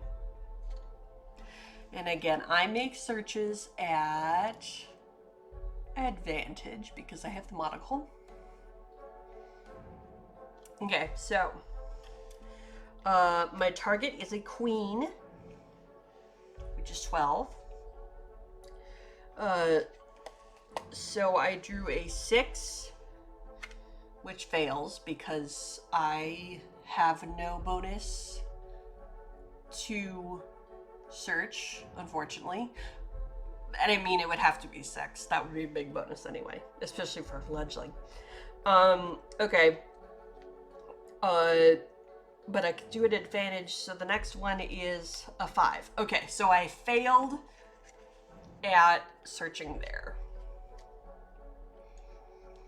Which means that I'm going to fly over here. And I'm going to generate another event in flight. Whoops. Okay, so I pulled a 2 of hearts, which is another bird joins you in flight. They are carrying object. You can persuade them to give it to you with a successful befriend check. Alternatively, feed them for it. So here's what I'm going to do. I'm going to generate the object first, and then decide whether I want it or not. So, sorry, as I punch my mic. Okay, so back to objects. And I drew a 3 of hearts. So that is a blood-stained lace glove. It must belong to someone. Maybe they want it back. Okay, so not really. I don't really want it. So I'm just gonna ignore it. Which means that I can roll my search, draw my search for this hex. Okay, so the goal, or the target is king, which is 13. I'm probably gonna fail this, folks. Okay, so an 8 fails. Oh, here's the other king. The other red king. Okay, so I succeeded at that search. So now I've decided that independent of whether I am able to search successfully or not, is whether the thing is actually there or not. So, I'm gonna roll a d6. Even it's there for me to find. Odd, it's not there. Ooh, it's even. So, it is there. Which means that I am going to land. So I land in the I land at the dead zoo. Now I have to get into the dead zoo, and I'm just going to spitball throw this out there. All of the badly taxidermied animals in the dead zoo are actually like zombies, and they're gonna try to stop me. So what I'm gonna do is I'm going to try to evade.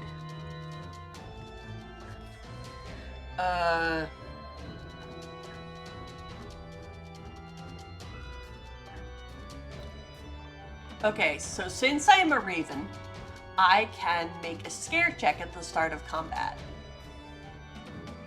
But this isn't really combat, I'm just trying to evade. Okay, so I'm not going to do that. So I'm going to try to evade, which I have no bonus to, so this might not go well. Alright, so I tried to evade with a 5. So 5 plus 0 is 5. Oh, you know what? I should generate my potential enemy before I do this, because that will determine how well I evade or not. Okay, so here's what I'm gonna do. That's the wrong one. Going this way. Okay, so I am going to pull Actually, you know what? Here, I'm going to,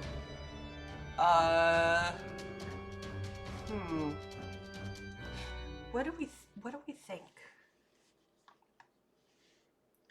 Yeah, I'm gonna try to generate a character, and if it doesn't make sense, we can make it up. But I'm gonna generate for the stats, and then we can make up what it actually is. Okay, so I pulled a Queen of Clubs, which is a fortune teller. Okay, but the stats, which is the important part, is +1, 3, 1. Okay, so I'm gonna do over here. Okay, so +1, 3, 1. Okay. So what do we think this actually is? Do we think it's a fortune teller? I do think it's a fortune teller. I just think it's a fortune teller, not a human fortune teller. So I think it's some kind of animal fortune teller. Think Wind in the Willows. Okay, so here are some choices from the characters. Oh, you know what? I will look at the stats and I will find stats that actually, one of these is a living doll, which actually kind of fits.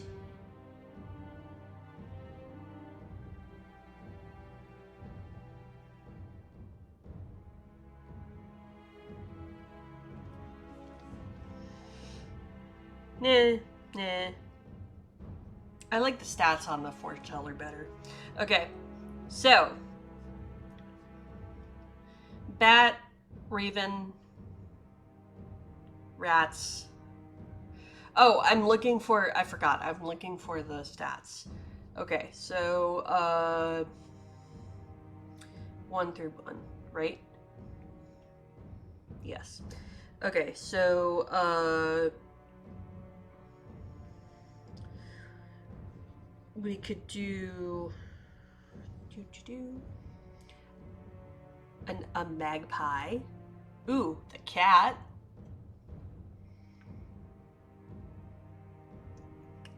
A fox.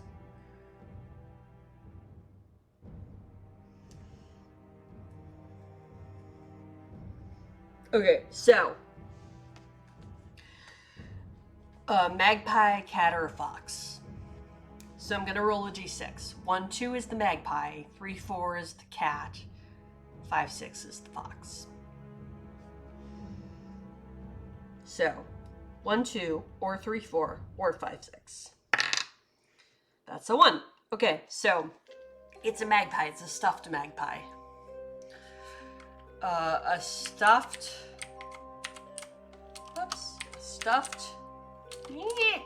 If I can type. Magpie. Fortune teller.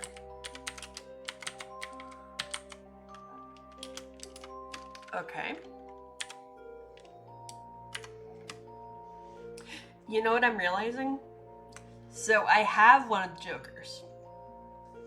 And you can use a joker to automatically succeed on one combat action.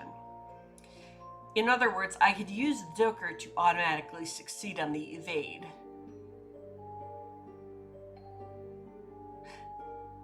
Nah, I don't really want to do that though.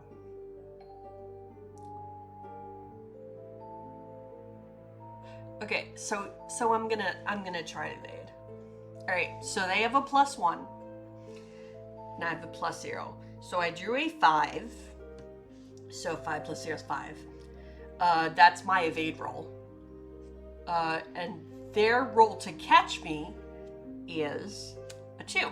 Okay, so I successfully evaded them. Woohoo! Okay.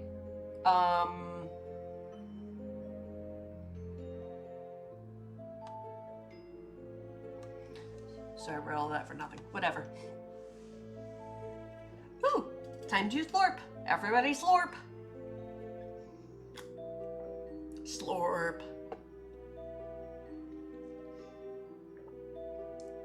Okay. Now, I think that, and it doesn't matter actually which one it is, I think that I have to use a use tool check to get the typewriter key. And that could either mean that it's on the typewriter and I have to like pull it off, or it's like on the desk somewhere, or it's like in the drawer. And I don't think it matters which one of those it actually is. I think all of them require a use tool check. So, use tool is +2. Oh, okay. So I'm actually pretty good at it. Okay. So, my target is 10. It's good that I'm good at this. And since I have the tarot card,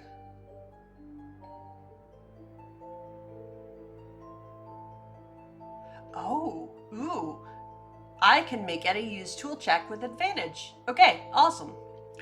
So I can make this check at advantage. So it's a +2 at advantage, which is nice. Okay. So I drew 7. So 7 + 2 is 9, so that does not succeed. It's a good thing I have advantage because the advantage is an 8. Cool. So 8 + 2, it meets it beats. So, I got the typewriter key. So now I think I have to get out of the museum.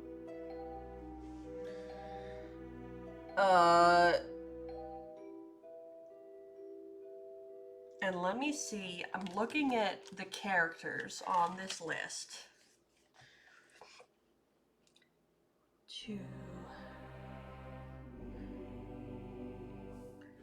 3, 4, 5, 6, 7, 8, 9, 10, 11, 12, 13, 14. Okay. So, how do I decide what I have to get past to get out of this museum?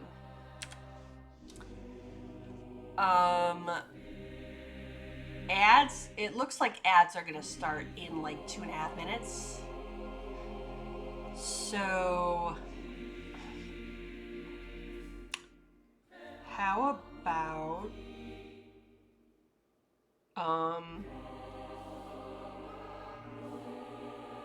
right, the ads. Okay, so here's what I'm gonna do. I am going to, so there's 14 potential things that it could be based on the characters that are listed in this. Oh, you know what? I can add some characters from a different setting. That's what I'll do. Okay. So, if it's 1 through 14, it'll be from this Gothic Crow setting. 15 through 20, I'll find another setting and add those. Okay, so, oh, I got 3. That means a group of militant rats. Awesome. So there's a bunch of rats now that I have to get past.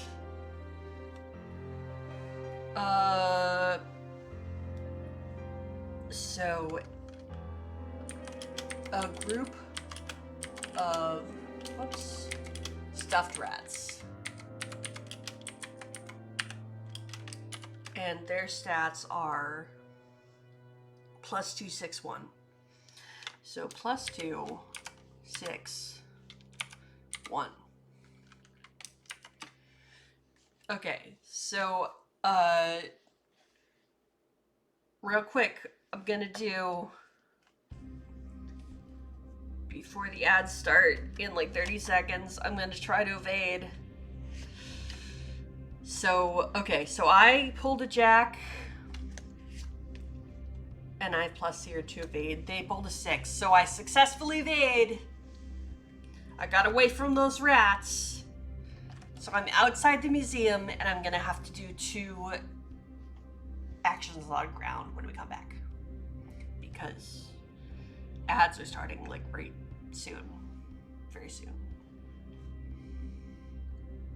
And yeah, so I have to do 2 things on ground before I can take off again. And ooh, new follower. I didn't even notice. I'm sorry. I had these things running, I think, right? Let me look. Yeah, I've got everything running. I just didn't hear it. Okay. So, yeah. I'm going to hang out here and with y'all, and we're gonna go to this screen. Okay. Because now the ads are happening. So,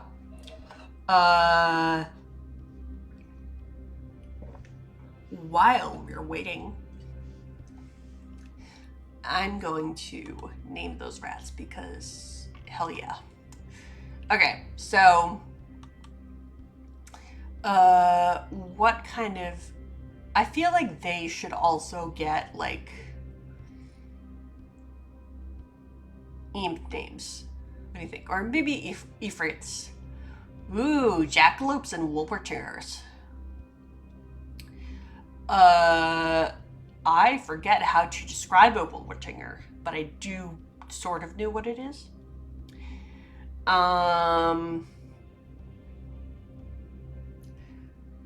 So I think that, yeah, these are the rats' names. Okay, so there are 4, I think these are 5, 6, 7, 8, 9, 10. Yeah, there's 10. Okay, so there's 10 rats in the swarm, and their names are Vax, Zrabuhuk, Hack, sorry. How about just Hack? One of the rats is named Hack. Earlope, Yap. I love Yap. Yap! MacLeod, Trobgi, Zurake, Uprin, Chebrup, and Krex. Krex the rat. Yap and Krex the rats. I think that Yap, just for color, I think that Yap and Krex are sibling rats. The rest of the rats are not related to them, but Yap and Krex are definitely siblings.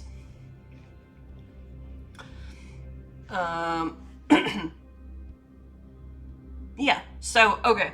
So, I'm not going to do anything because we still have 30 seconds left to ads. But the next thing I have to do is go to the funeral at the Eerie Castle, because I have the typewriter key now. Now I need to fly to the castle and perform the ritual at the funeral. Cool. Okay.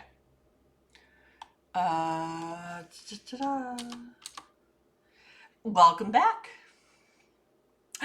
Thank you, Joseph. Yes. Over the break, I didn't do anything except name the rats. And I decided that 2 of the rats...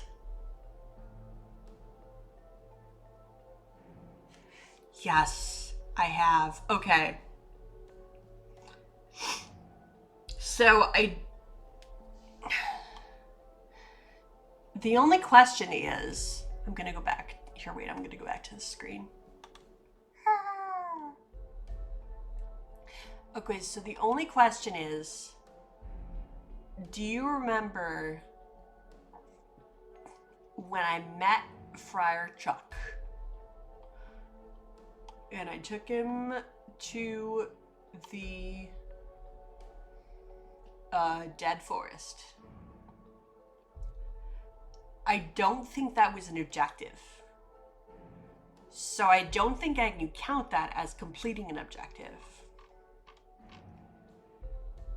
Which means that I still only have the 1. So if I do this funeral thing, that will be a second objective, and I can go from the fledgling to the juvenile stage. Thank you for reminding me, Peace, because I did forget last time.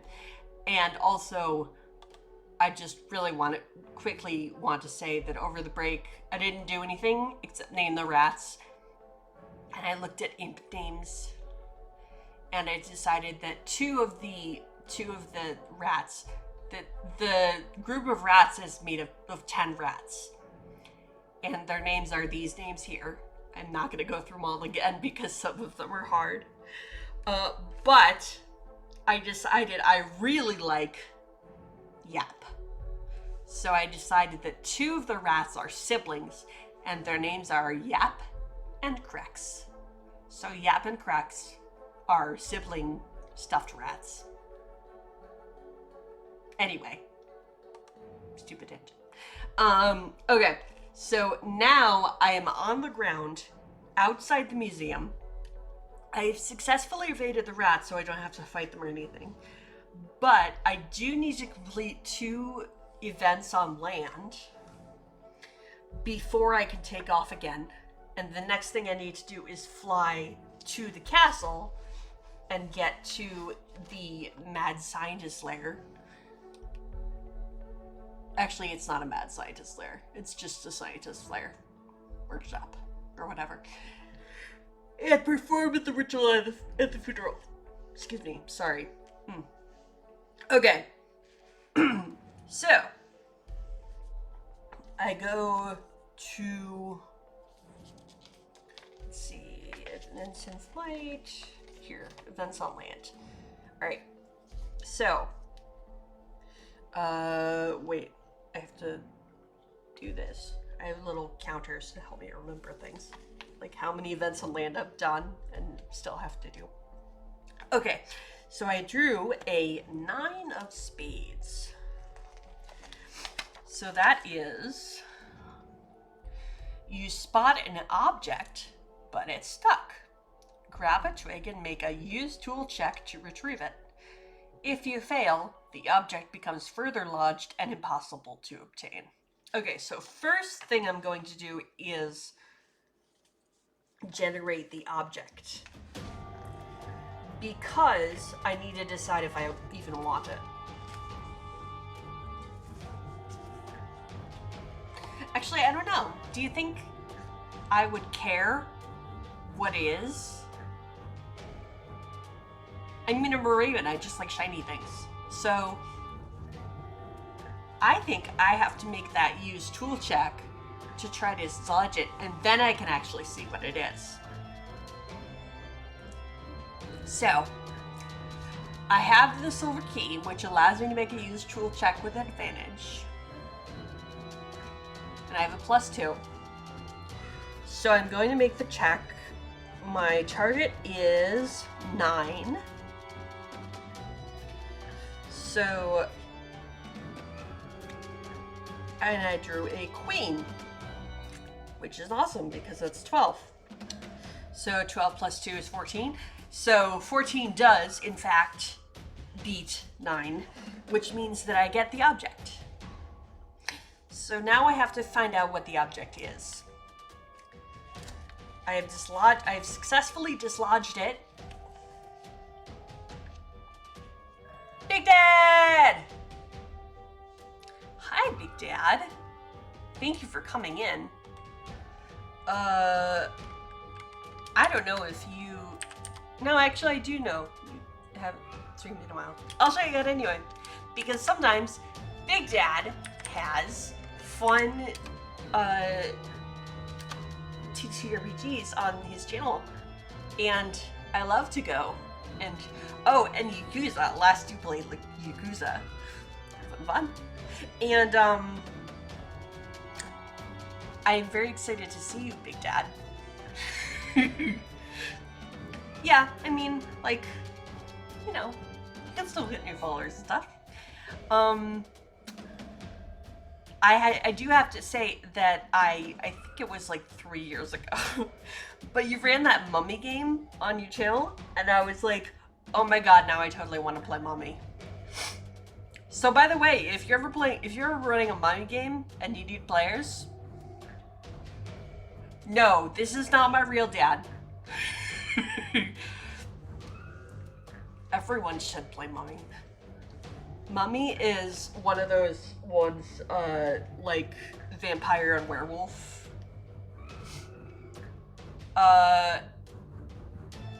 Dude, she's already married. I already have one of those. No, I know peace. I'm sorry. No, Big Dad is a friend. Big Dad is a friend from, like, tabletop gaming circles and stuff. And, his wife is also a friend. So, I happen to know that you are already married, sir. And I also already have a, stepfather. Okay.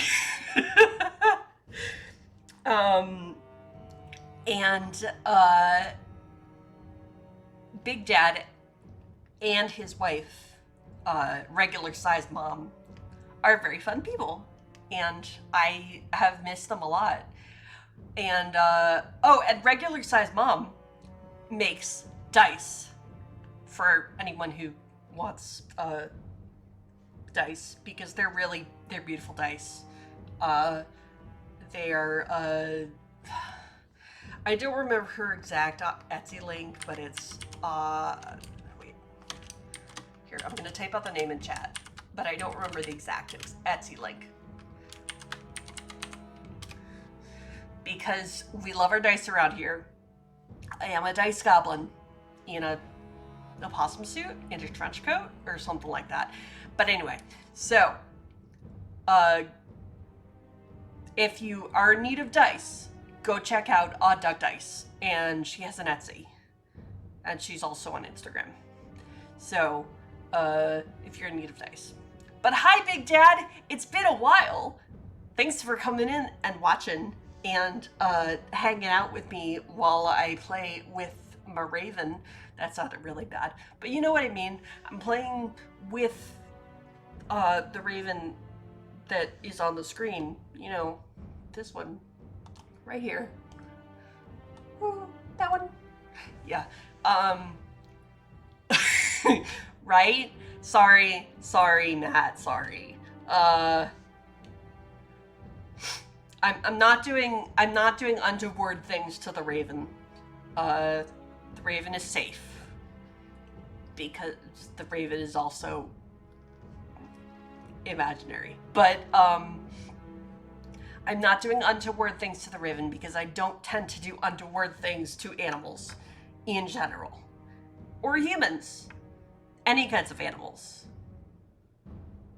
Shit, Big Dad, you came in and now I'm like flustered. Yeah. Anyway, it is nice to see you, Big Dad. And, I, you know, miss the community. I've sort of been, not as, active in the community, just random stuff got more kind of, you know, I just went other ways. I know. I'm moderator in their Discord, so Rachel hasn't taken it away. So I know I should come back. Um, I will confess that there is a certain person that I am avoiding. Um, and I don't actually know if I'm going to tell you who that person is. But there's a certain person who just I don't like the way they talk, and I don't like the way they talk to me, and I don't like the way they talk to my friends, and so I sort of choose to be in different places. But I do miss y'all, and if stuff happens in the community, I mean, like, when you ping me, I still hear it, you know what I mean, get it, see it, and stuff. And I think I have Rachel's Twitch channel, like the notifications turned on so that I can see when she goes live. Autumn! And look, here's my friend Autumn. Gang's all here, as another friend says. But everybody should go and check out Autumn's channel, because she loves the Friendly Chill games, and we love some chill around here. I am my Gothic Crow Usher again today, Autumn. And earlier, Peace and I were trying to figure out who helped me name the village Gruggle Heights. I thought it was Peace, and then he was like, no, it wasn't me. And I think it might have been you. Yeah, so anyway, because we were just like admiring that name. And right? Wait, is that Shaggy? It might be Shaggy. I don't know. And because I named the swamp the Middle Mac Morass, because I love the word morass. Because who doesn't love the words morass? Yeah, so Middle Mac Morass is the swamp. Yeah, I don't remember who it was. That's okay. It's recorded in Eternity for Eternity as Gruggle Heights. But right now, I have gone to I have gone to the Museum of Bad Taxidermy, called, here it is, the Dead Zoo. And we decided that it like appears randomly and mysteriously in the mists, which is this area here. And so I had to search for it. And in the Dead Zoo, I had to get a typewriter key. In fact, the Q key. And I need to then, you know what? I have to drop something. I just thought of that. I'm gonna drop the tarot card, which isn't great, but yeah.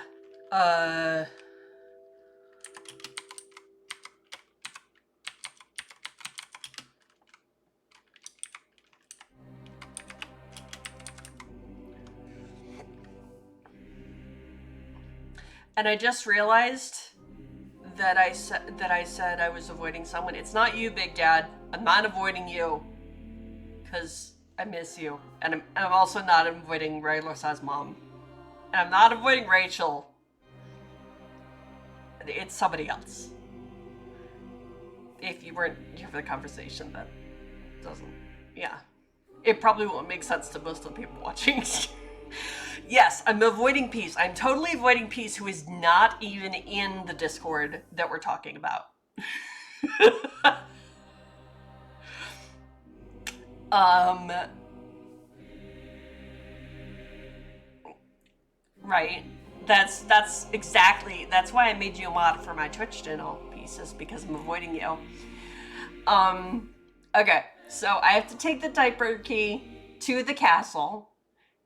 And in the castle is a scientist's workshop, and in the scientist's workshop is there's a funeral for Ali. Right? It makes sense. It totally makes sense. If I want to avoid someone, I should make them mod. Exactly. Ooh. Ooh. New hair. Who dis? I love when I get my hair done.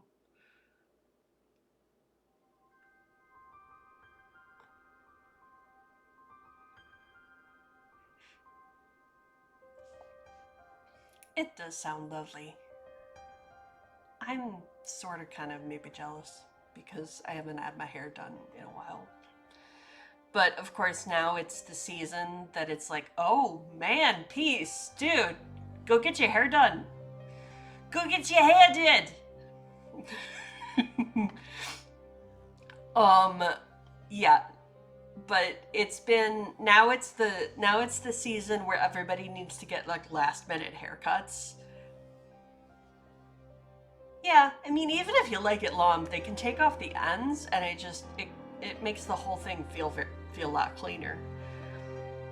I don't even realize, I never realize how much I want to have my hair done, which I'm realizing that right now. I just said that I need to have it done. But anyway, I never realized how much I need my hair done until I have it done. I definitely feel at peace. It's it's more expensive. What's really annoying is, okay, if I can just bitch for a moment. The place where I get my hair done has gender neutral pricing, which is actually really cool because we don't have that stupid pink tax. Anyway, it has gender neutral pricing, and something like I have an undercut.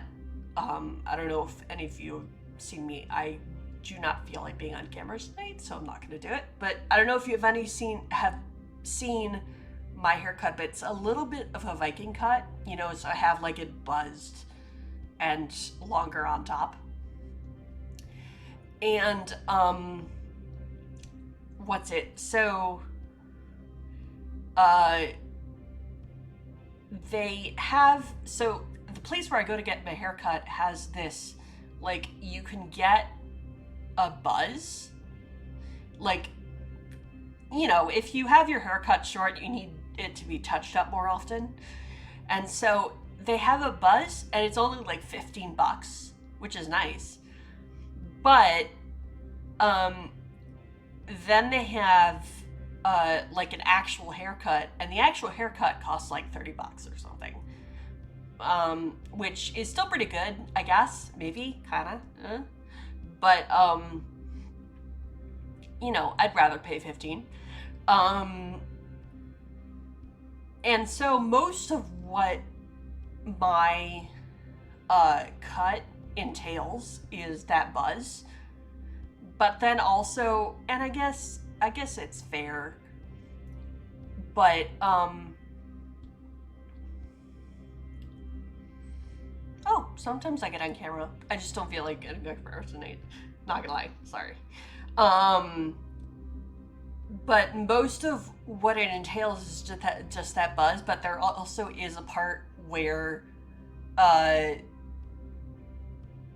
yes, sometimes I jump out of the shadows and the scuttle back in. The longer stuff sometimes needs to get, like, did, I guess. And, the person who cuts my hair usually does stuff to the longer stuff as well. So, I mean, I guess it makes sense. It's just that sometimes I feel like I could just get away with a buzz. And everybody slurp, because it is time for slurp.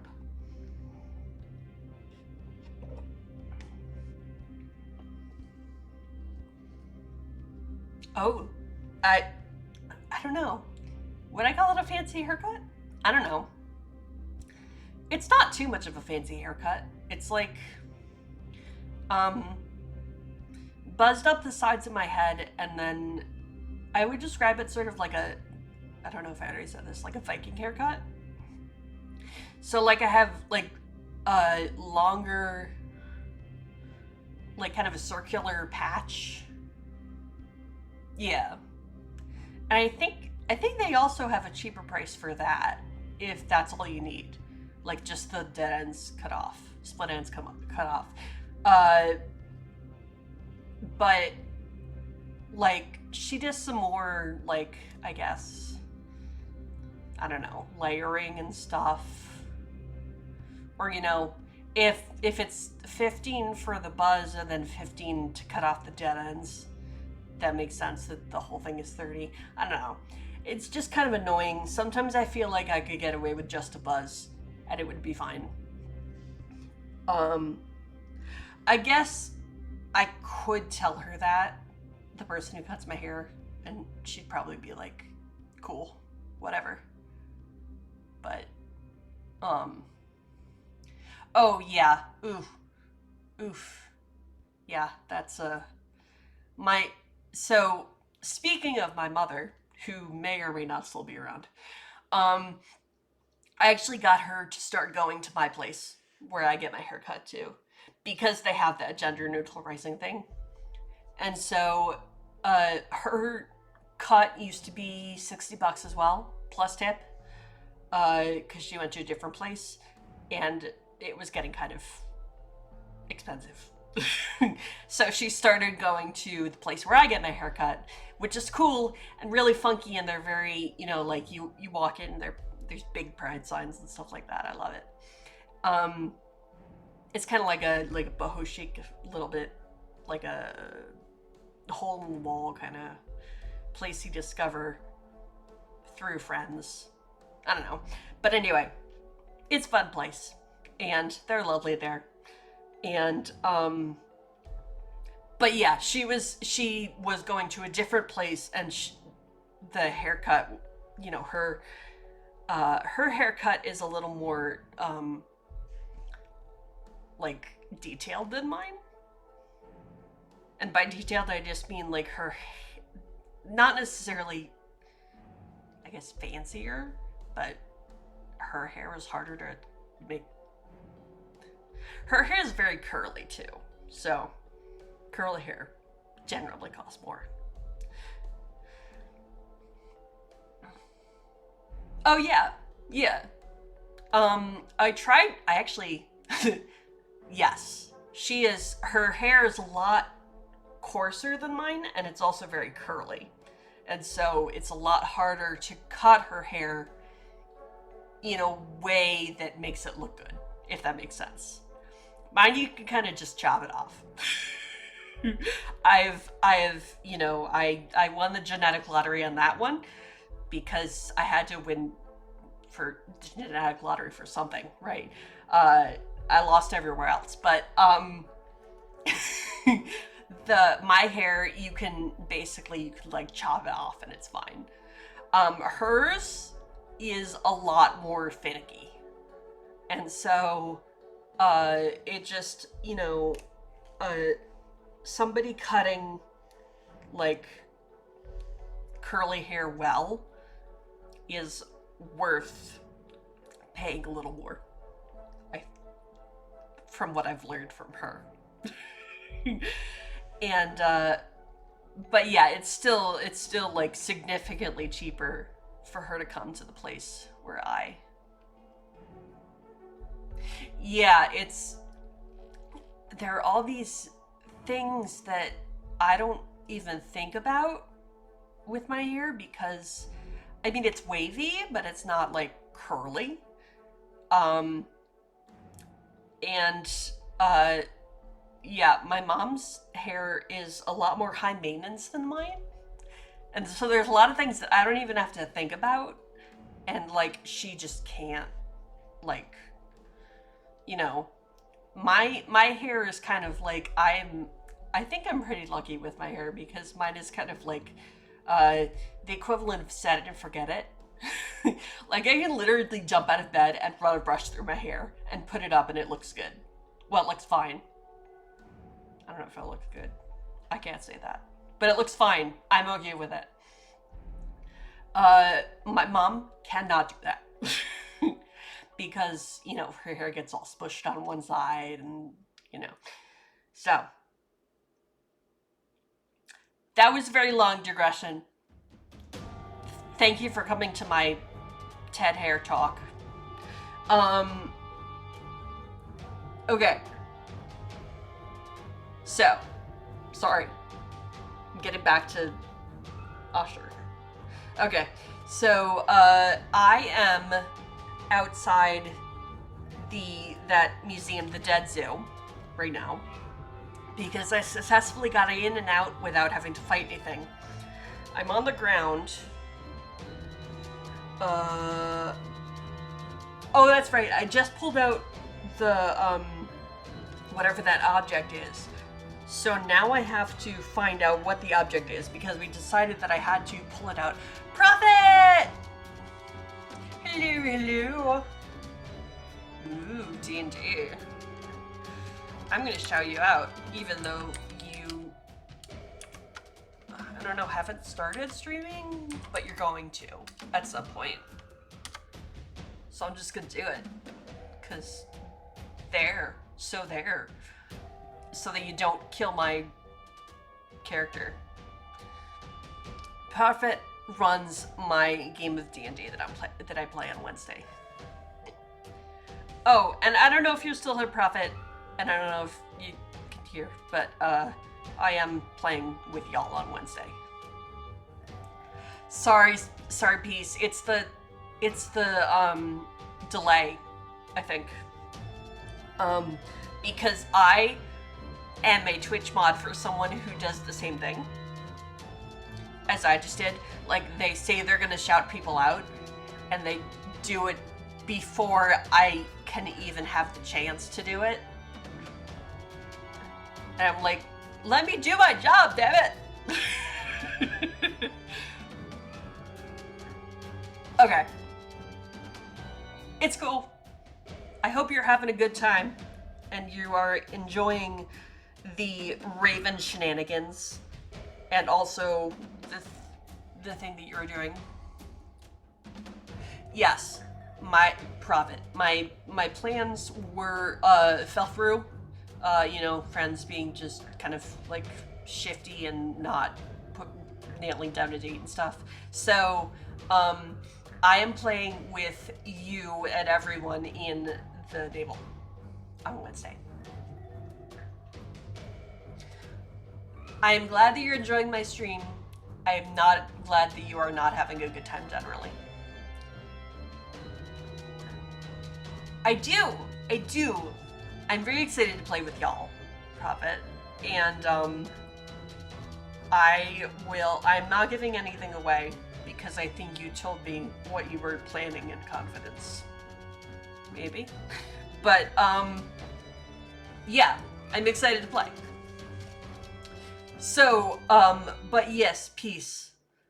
I hope you have a better time, and I'm glad that you're enjoying my stream.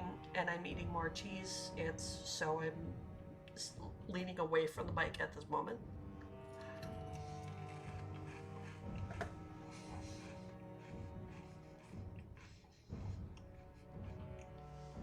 Okay, I am pretty much done chewing.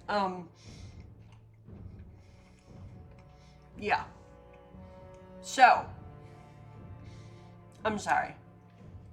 Okay, so I have to remember where I am. I got the, object free. Now I get to find out what it is.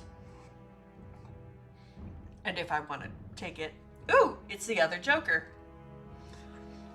You know, I might just take the jokers out of this because I like never use them. I don't know. Whatever. I'll decide later.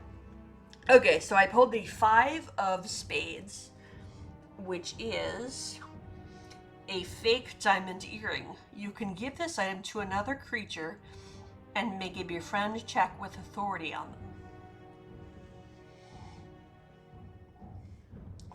Okay, I totally don't want this, but I am going to potentially want it in the future because remember I had to drop my tarot card in order to I'm sorry. I had to drop my tarot card in order to pick up the typewriter key, and I don't feel like going back into the museum. Also, there's no guarantee that it's going to be where I left it. Okay, so here's what I'm going to do. I'm going to... Wait, I want to make this color. Okay. So I'm going to do that. Whoops. I want the whole thing to be red, not just the outline. Can I do that? Yes. Okay. So I'm going to say that the tarot card is right there. Oh, can we make this bigger? That's too big. Okay, that's better. Okay, so the tarot card is going to be right here. Potentially.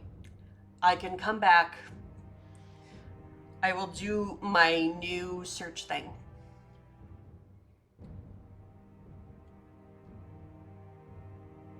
Yes, I like this. Okay. So, and I'm going to bring Usher to the front. Okay. So once I use the typewriter key, sorry, I was saying a thing. Once I use the typewriter key in the ritual, I will have an open space, in my inventory. Or as the British say, inventory. I love that. I love how they say inventory. I don't know why. And I could go back, potentially find this and add it to my inventory. Okay.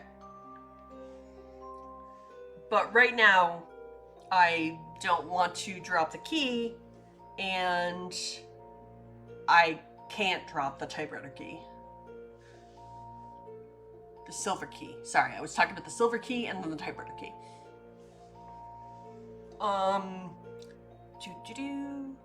Okay, so now I do another event on land. Okay, so I drew a 4 of hearts, which means the terrain becomes difficult. Make a successful hop check, or you become stuck for several hours and take 1 injury. Okay.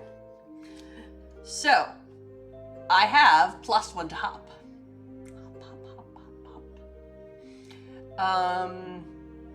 I can't use any of my items, so I'm just gonna have to make the hop check at +1. Okay, so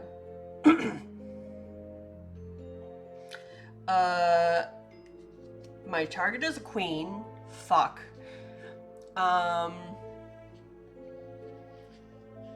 And I drew an 8, so +1 is 9. So I did not succeed that hop check, which means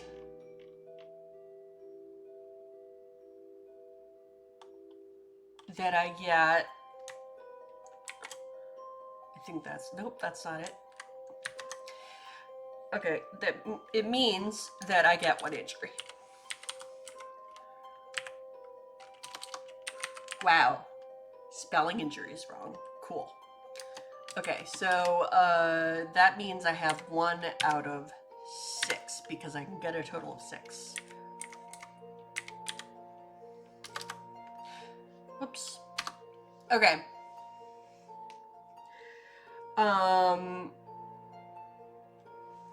what does that say? I think that means I have to stay there for another...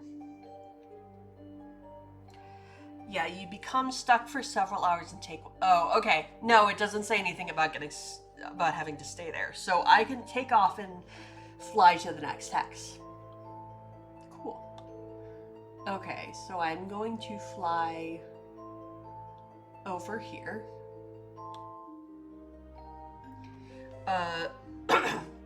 So now I need to do events in flight. And that is the Ace of Clubs, which is you meet a potential mate. If you are looking for love, I am, make a mate check. On a success, they will accompany you in your adventures. Okay, so I am going to try to woo this other raven. Woo, woo. Okay, I make social checks at advantage, which is nice. Okay, so, especially because I have nothing, right? And then we get to name this raven. Okay, so, the target for the mate check is 5. My first card is a 10, so that is a success. Okay, so I successfully wooed that raven. Okay, so I don't think it gives me any mechanical benefits, because like if they say if you have like a friend, like some prompts give you like a friend or something and they help you do certain stuff, but I don't think a mate gives you any mechanical help, but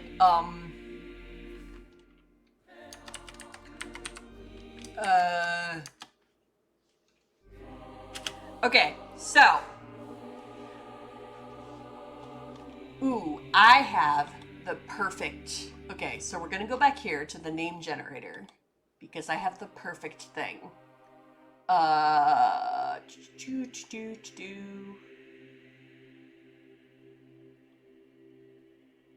Norse Raven names. Okay, so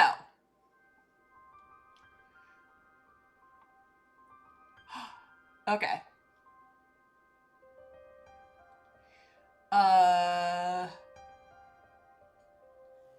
How about Viller?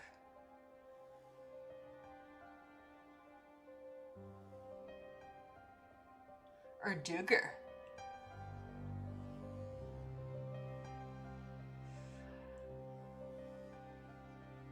Right? Or we pass the shiny thing from we I don't know. I'm trying to think of a way to have that Lady in the Tramp scene, the spaghetti noodle scene. Okay.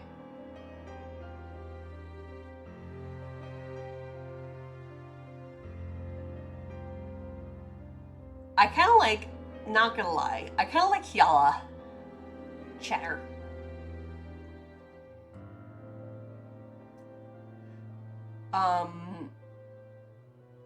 So I'm gonna go with Hyala Cheddar.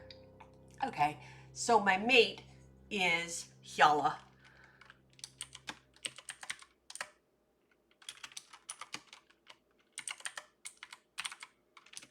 Nice. Okay. And I don't think ravens do gender, so I'm just executive decision. Ravens don't do gender. So Hyala is a raven. I don't know if it's a boy raven or girl raven. It doesn't... Right? Okay. And it's perfect because I'm going back to my nest. So I can lead Hyala back to my nest. Sweet. Alright. I like this. I really like this. By the way, I could get rid of that. Because that was from the pirate one. Which we're not doing right now. Okay.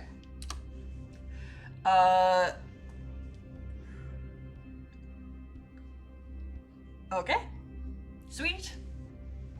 I'm very excited. I've got a meat. I've got a hyala.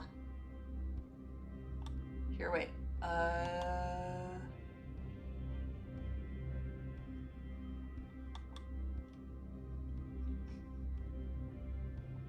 Okay. So now I am flying to the castle so that I can do a ritual at the funeral of this magpie.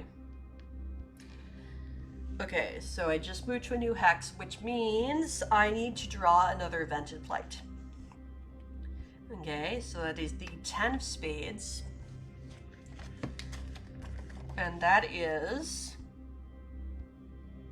a bird joins you in flight and presents you with a task. You may generate a new objective. Yes! I love objectives. Again, do not have to do them.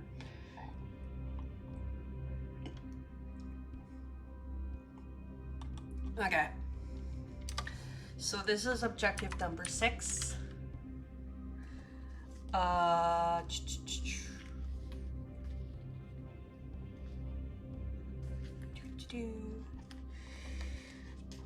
Gotta find the right page. There it is. Okay. So the objective is the 6 of spades. So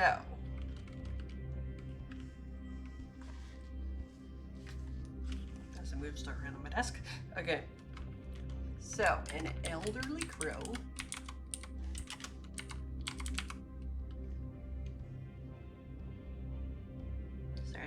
an elderly crow. Whoops. Forgot the space. Gives you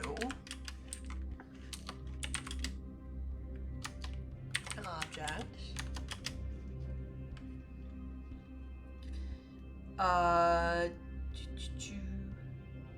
And requests I deliver it, and requests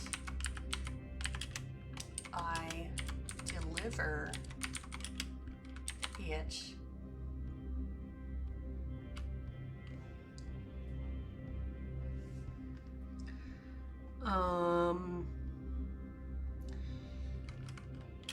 to character in location. So I know I said before that I don't think it gives me any mechanical advantage, but I think if I have a mate, it means that they can carry some stuff for me. Not a lot of stuff. I'm gonna say that they can carry one thing.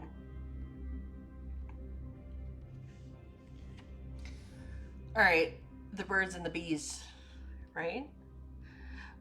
Okay, so I have to generate the item.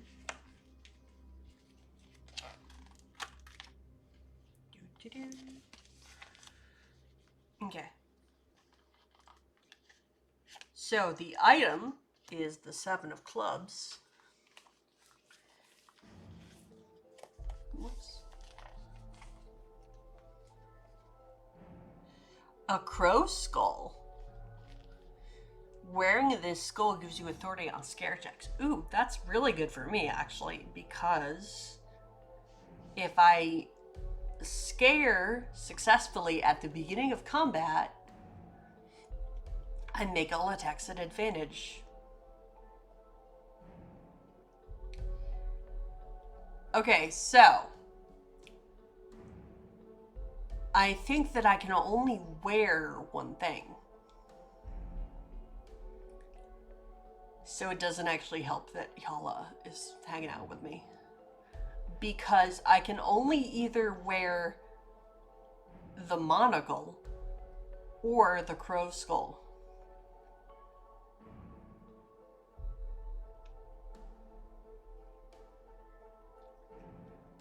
I think that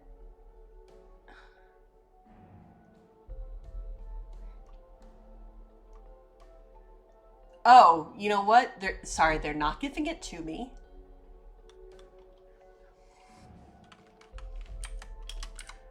They want me to take it somewhere. Okay, so here's what's gonna happen. Hyala is going to carry the crow skull, like, in their claws. So I'm not gonna get any benefit from it.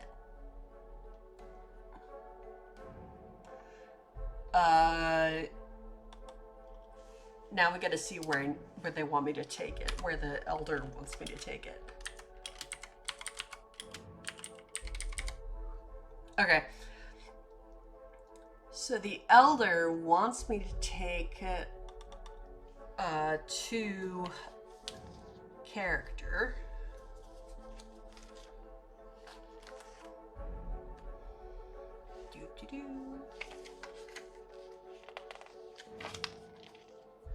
Okay. So they want me to take it to 8 of clubs. They want me to take it to a flightless moth. Okay. So request I deliver it to a flightless moth. And where is this moth, you ask? Well, I will tell you.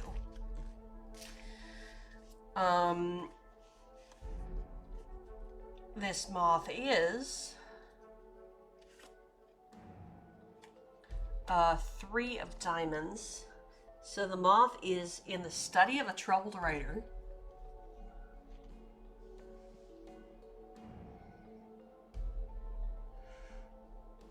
Oops, I spelled flightless wrong. Go me. So I deliver it to a flightless moth in the study of a troubled writer.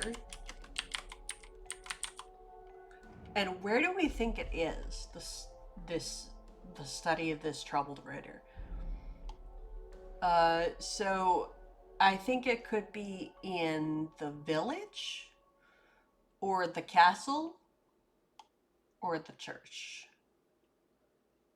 I guess it could be at the ghost town. Let's go with the village, or the castle, or the church. I'm gonna roll a d6. 1, 2 is village, 3, 4 is castle, 5, 6 is church. That is a 6, so it is at the church.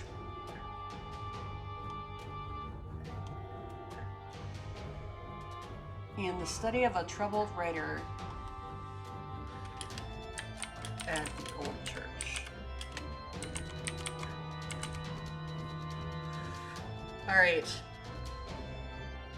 So, Frodrick, I love it. All right, so here is Frodrick, the flightless moth, in the study of the troubled writer at the old church. Okay, so I have to. I'm looking at the clock, like the actual clock, the real clock, and it's almost 10. And I usually stream till 10, so I am willing to go for a few more hours. Do people want me to go for a few more hours?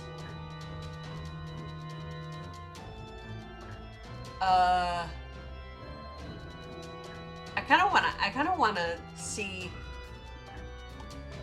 Well, you know, I kind of wanna get to the juvenile stage, so I kind of wanna do this thing. You know, have the ritual at the funeral. And so that would be the last objective, the last quest that I would need to complete. Oops. So here's what I'm gonna do. Yeah. Okay. So I think I'm gonna go I don't know, for a while more.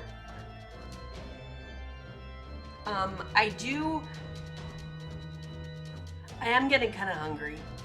So let me just finish this and then we'll decide. All right. So the other reason I was saying this is because I'm at the end of my deck of cards, which means I need to shuffle. So here, what I'm going to do is run a 1-minute ad, shuffle the cards, and I will be back in a moment. Un momento.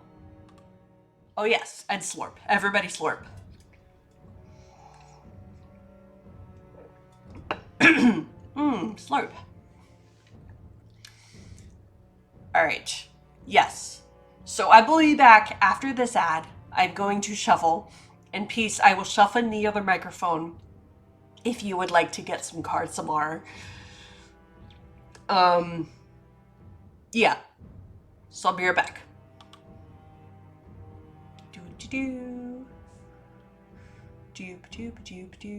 Okay, there. Ad is happening. I'm shuffling badly. Sorry. So here.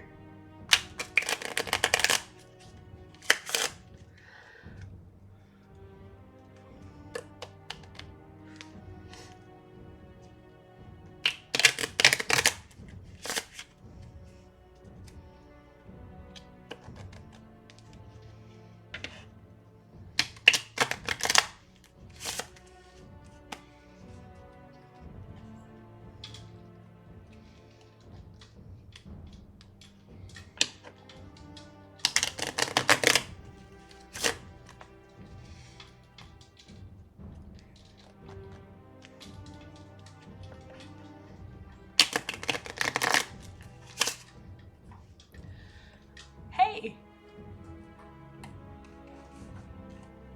What the hell? It's like, hey, look, it's an ad break is starting soon. I have no idea why it just did that. Okay. Also, turns out it takes longer than a minute to shuffle the cards 7 times. Who knew, right? So, I apologize, but it won't let you run another ad right now. That was 6. Except that apparently there's one happening soon. I don't know these things.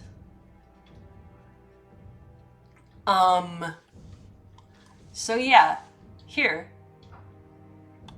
Just kidding. No ad. No ad is happening right now. Okay. So, we are... I have shuffled the cards. And we are flying towards the Eerie Castle. If anybody has a good name, right? Shakes fist at capitalism. Capitalism! I need an emote that's shaking a fist at capitalism. Really? I just used it. Or I whatever. You know what I mean. That's weird.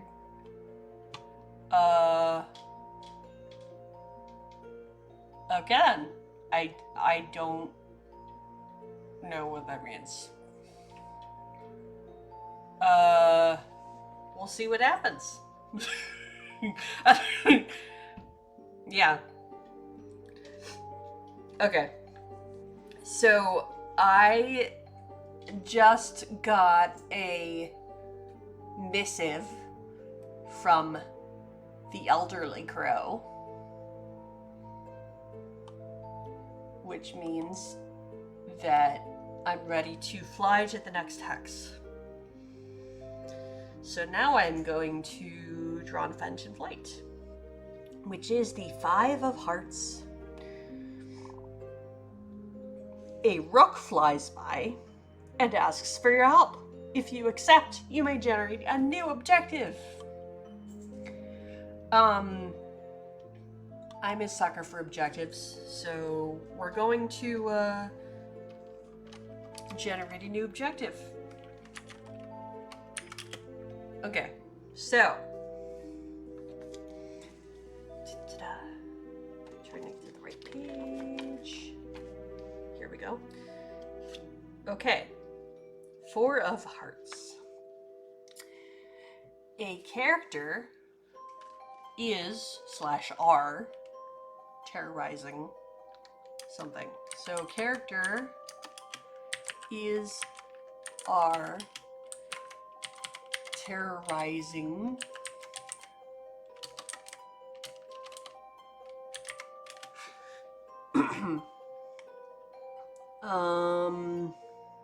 a village. I would say probably Grunkle Heights. Is our terrorizing Grunkle Heights.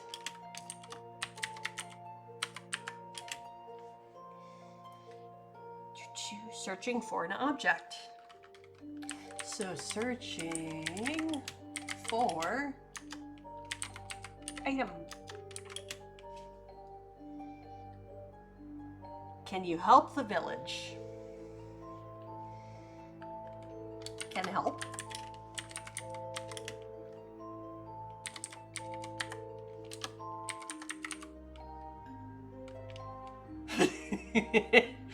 Gigrunt. Can help village. Alright. So, let's look at characters. So this is a character that is terrorizing Grunkle Heights. Queen of Hearts. What about the Queen of Hearts? A goat with 1 red eye. Perfect. Okay, so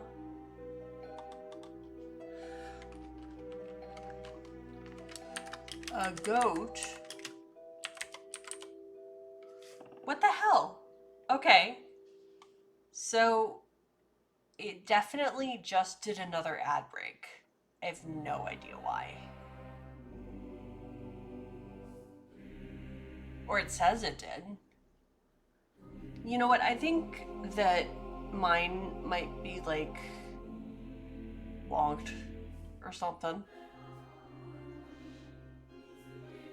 Okay, so a goat with,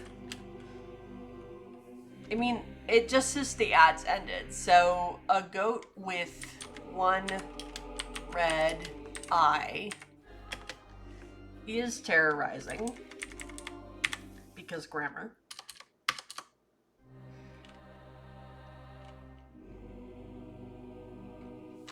Get grunked. Right? Yeah, that's what it just said for me too. I have no idea. I don't know what's going on. Twitch is weird and twitchy, okay? Twitch, stop being twitchy. Okay, so a goat with 1 red eye. We will name said goat in a moment. And what are they searching for? Whoops. They're searching for an item. Let's see what they are searching for. They are searching for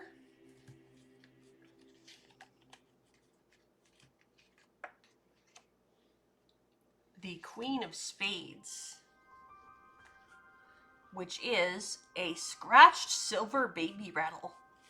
Shake this rattle in place of a combat attack, then make an evade check with authority to flee. Oh, that's actually really nice. I am going to potentially find that. Okay, so they are searching for a scratched silver baby rattle in combat.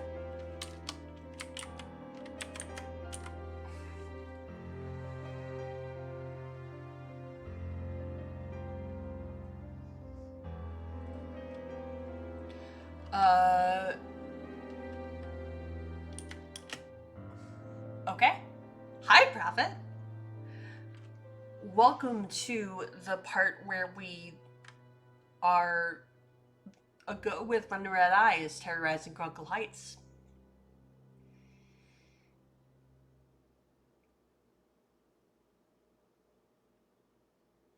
Oh, why did you shout me out, Peace?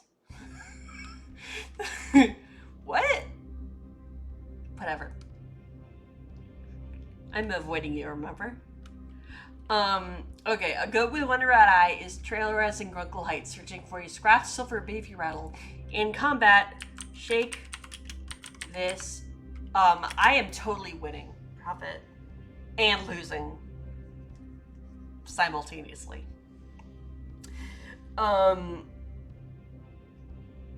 So, if you shake this in place of an attack, then evade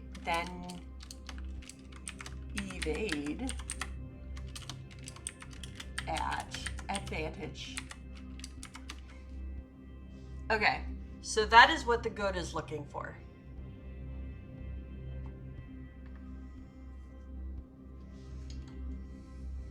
Oh, yeah, at advantage to flee. Okay, so that is what the goat is looking for. Oh, and we need to name the goat. Let us name this goat, this one-eyed. Okay, so here's my question. Does the goat have two eyes and one of them is red? Or does the goat have one eye that happens to be red? This is my question. I ask the important questions, you know. Okay, so, what do we think we should name this goat? What is Anzu? Anzu and Anzu-like creatures. Anzu are beings from Mesopotamian religions, sometimes represented as a lesser deity and sometimes as a monster. They're likewise represented as either a gigantic fire and water breathing bird or as a lion-headed eagle. Not too. Oh. I've seen those pictures. Have you seen those pictures? The drawings, I mean. Because obviously they don't have pictures of these things. They're too hard to photograph. They're generally tied to rain with the roar of a lion representing thunder and a large large dork stormed. Goat's name is Goog! I love it. Okay, by the way, Prophet, Anzu. Maybe we meet an Anzu in our campaign. Okay.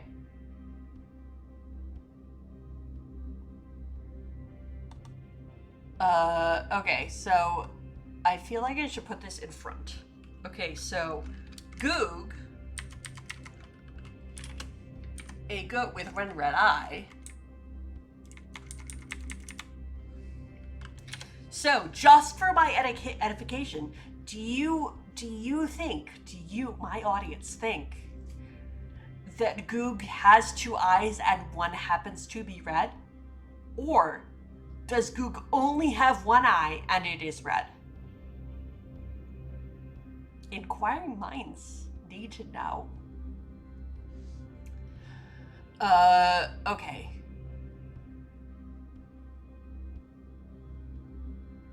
So, oh wait. The goat with one red eye. Their stats.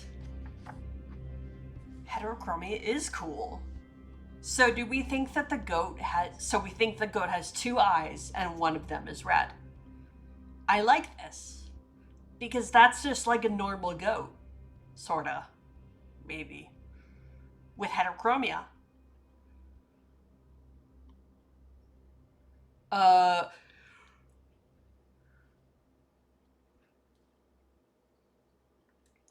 Oh my god, it's perfect. I love it. They wear a googly eye. They wear like a patch, an eye patch, and the patch has a googly eye on it.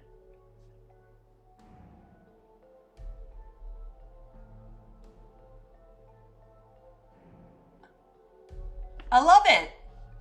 Exactly. Perfect. Goog. Goog the goat. Okay, wait. They gave me stats for Goog. For the goat.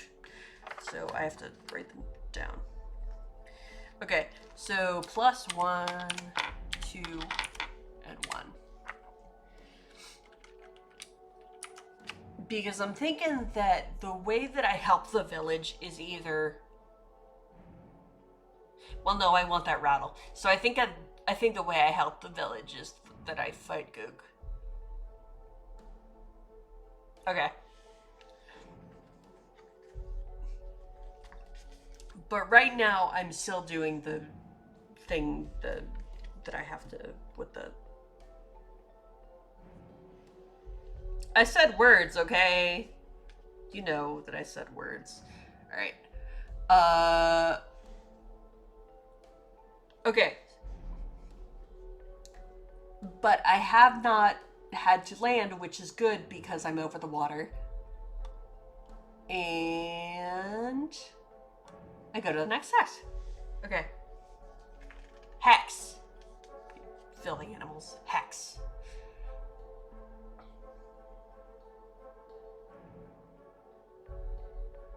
Oh shit. That's a high CR. Oh, by the way, Autumn, I forgot. I was gonna do no cursing.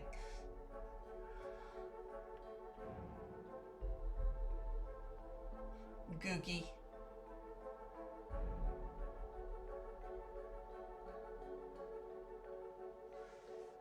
Who?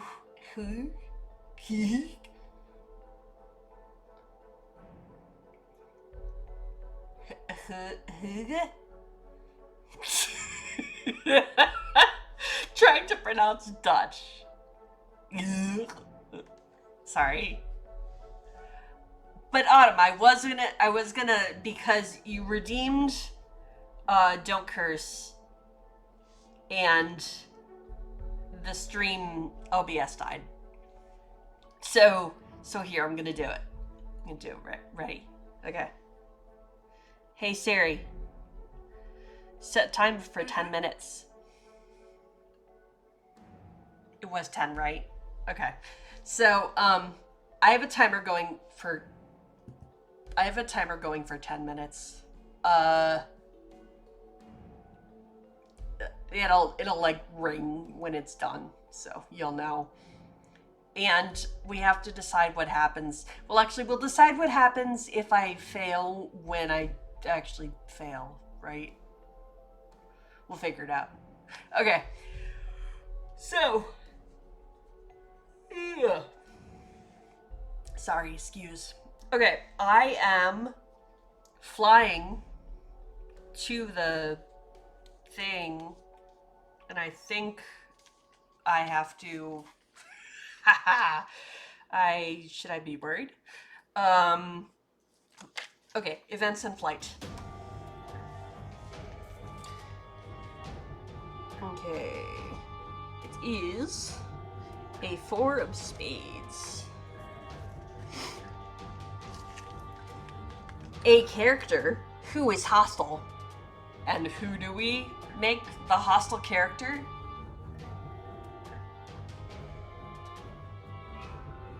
Oh, no one's ever done it, Prophet. So just ban something. Just go ahead and ban something. Okay, Beast. Have a good time at the store? I don't know if it's a good store that you like to go to, but I hope it is. And get yourself something fun.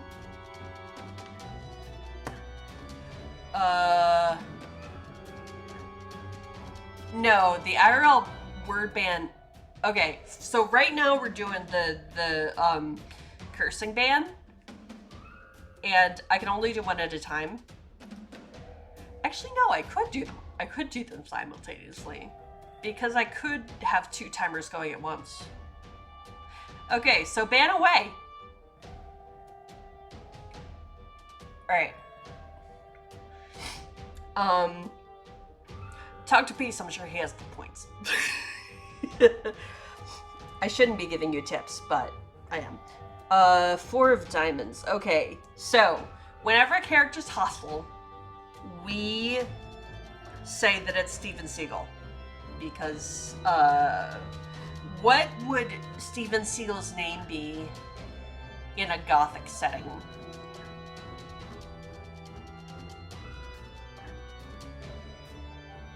How about Steveth?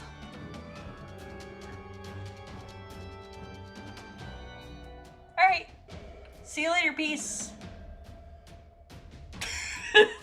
I know, MacLeod does that. It makes you feel powerful. Alright, okay, so what would Steven Seagal's name be in a Gothic setting? Steveth? Okay.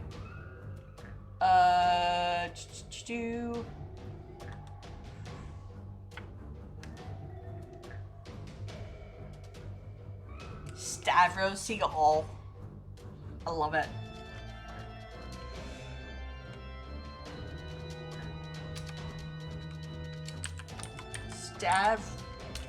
Stavro Seagal.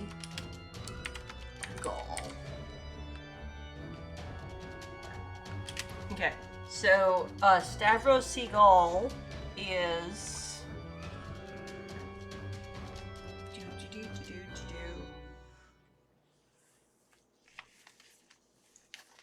wait, I have to find the characters, the Gothic Crow characters. There we go. Okay, so the only thing is that there is no seagull on the character list. So maybe it's the like a long lost relative of Steven Seagal. And that would also explain the name change. So let's see. The bird choices on this list are, or it could be a bat, because a vampire bat is one of the choices. You know what? I kind of want it to be a vampire bat.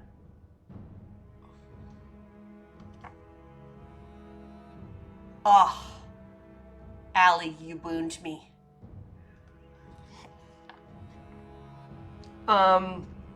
Okay. Oh dear. I am going to lose this one. Thanks, Allie. You get to choose what kind of punishment I face if I lose. We'll address this when I lose, because it is going to be a win, not an F. I do love the idea of a vampire seagull. Okay. So,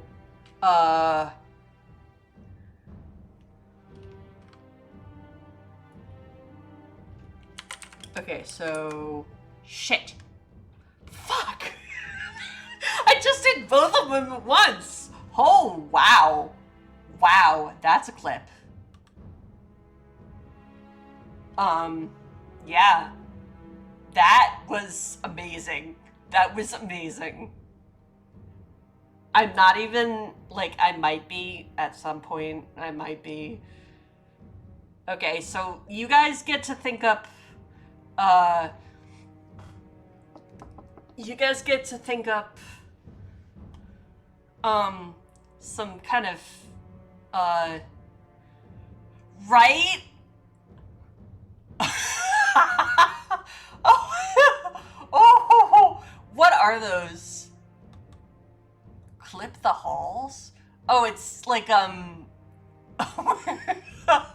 it's like Christmas lights.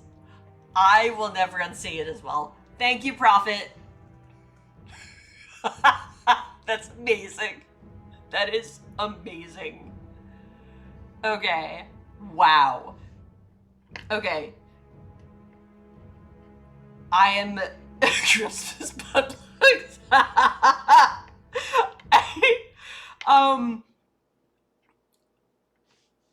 Wait, how do you get those? Because I kind of want to have those on mine too. For spreading the holiday cheer by sharing a clip to TikTok or YouTube. Oh, okay. Okay. I thank you, Prophet. It's wonderful. Okay. I now have a clip that I will share to YouTube. So, because I failed both things at once.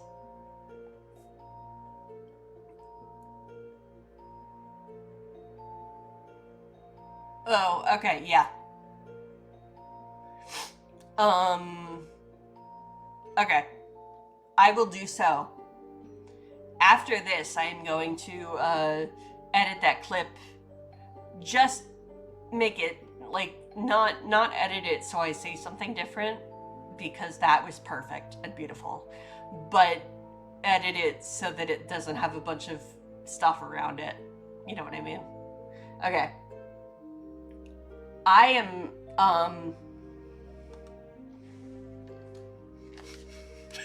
that was amazing. I am,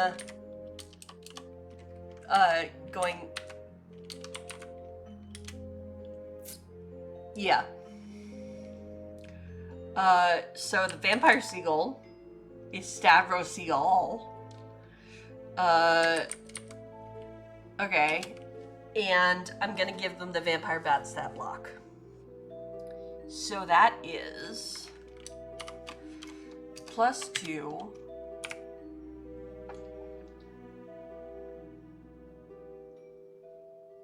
I know, but now it's not a banned word. So I can say it as much as I want. So.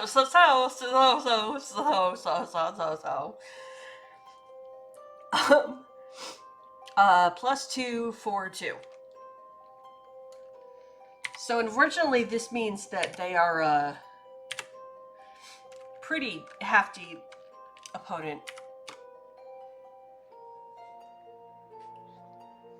Hey, okay, once I fail once, it doesn't, like, stack. Okay, I'm just... Oh, see, there's the timer. I can get rid of that. Because I already failed. Okay, my demands are as follows. Treat yourself to... Ooh.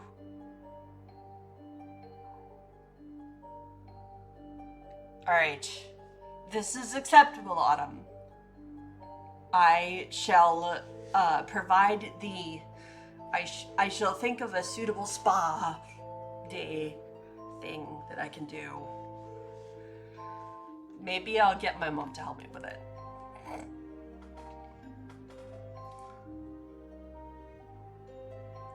Oh yeah. Okay. Tongue twister, hit me.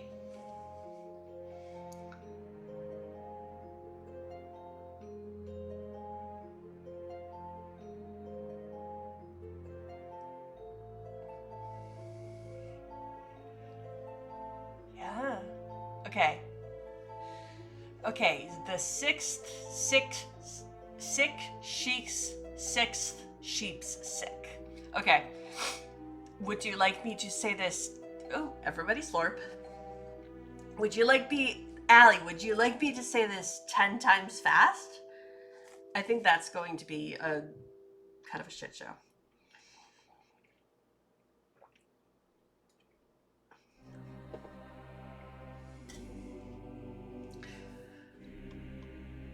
Okay. Get ready with your clip buttons. I am going to try it until I completely, like, devolve. Okay. Right, it is pretty hard. Okay. So, the sixth sheep sick. The this, okay, so that was one. The sixth sheep six. It does. Okay, so that was two. The six sheep six. I don't think that counts. I don't know, Allie. It's up to you whether that counts or not. Okay, the six sheep six. Ah, I keep saying six. Again, it's up to you, Allie, whether those. Okay, so that was four. Okay, I have to scroll up. The six sheep sick.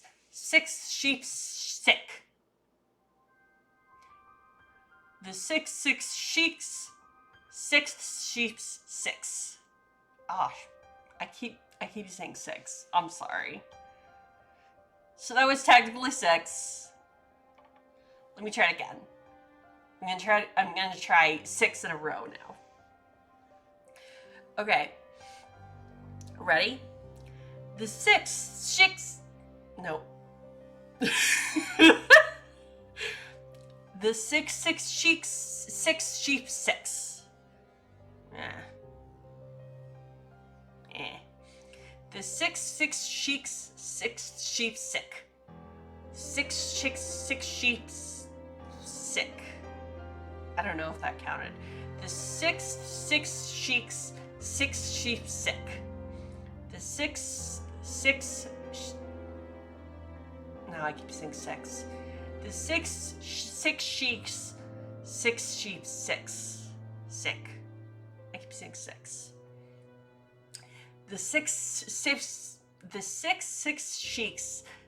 sheep sick. Okay, I'm ending on that one because that was good.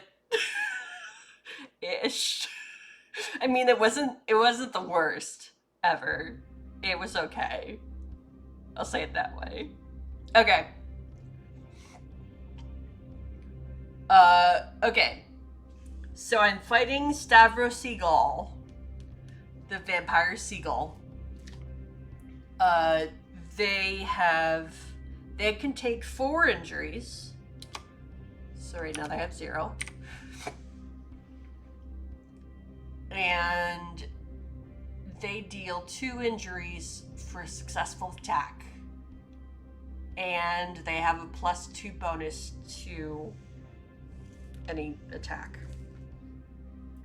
So, I'm gonna giggle every time I say that now. It is time to fight!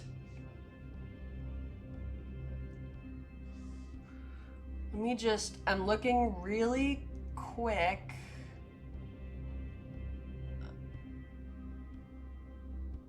Okay, so I don't have anything right now that would help me. Okay. Let me specify that the crow skull is, whoops, carried by, if I could type, Yalla. Okay.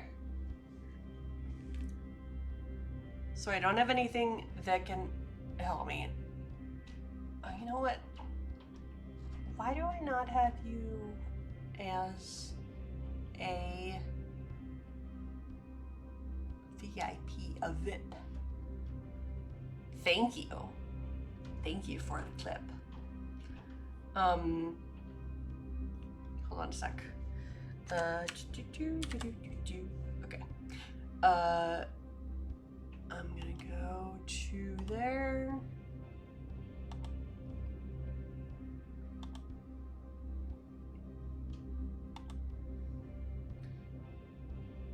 Sorry, let me just do this real quick.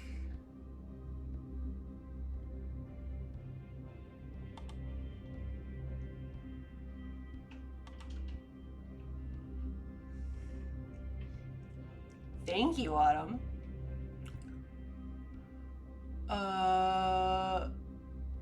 I'm doing a thing. I don't remember what I'm doing. Okay, so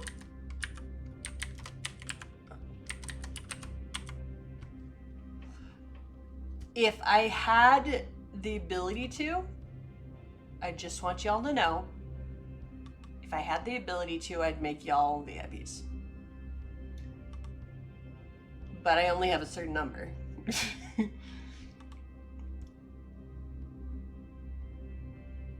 Okay.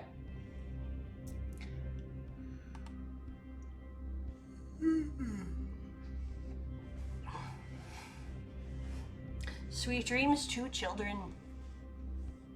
Allie. Sweet dreams to Allie children.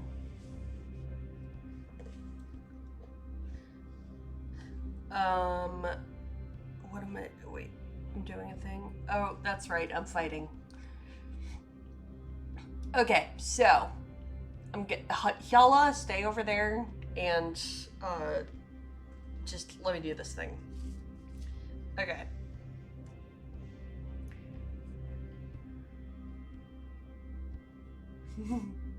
I love how sometimes it interprets like the commands wrong. Like, oh,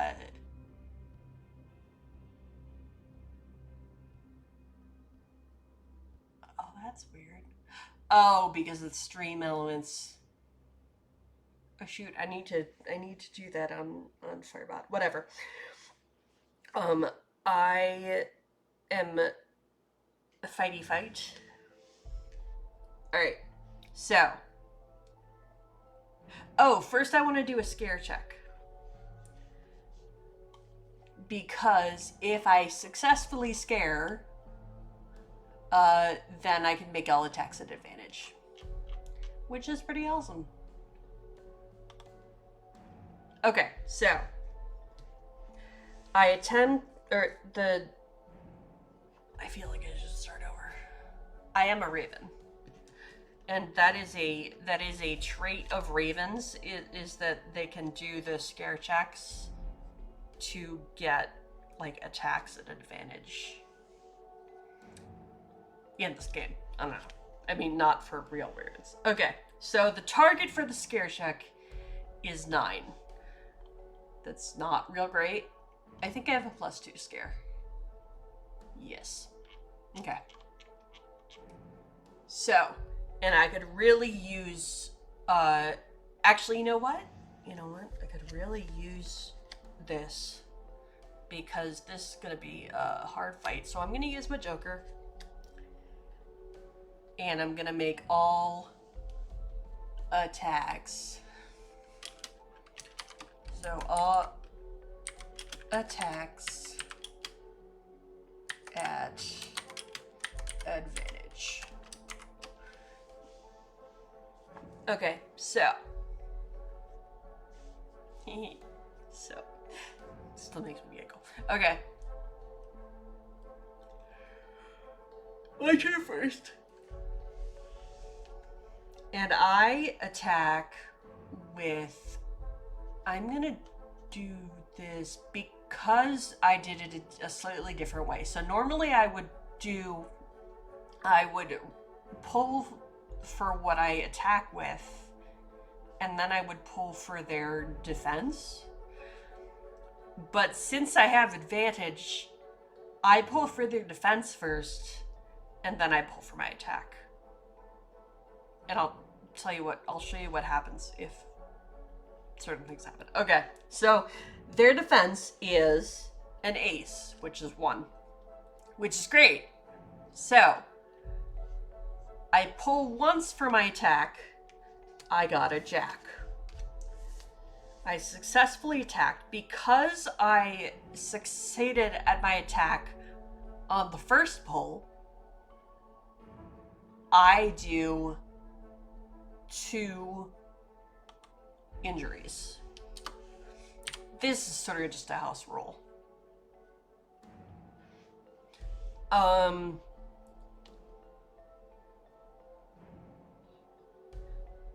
Now it's their turn.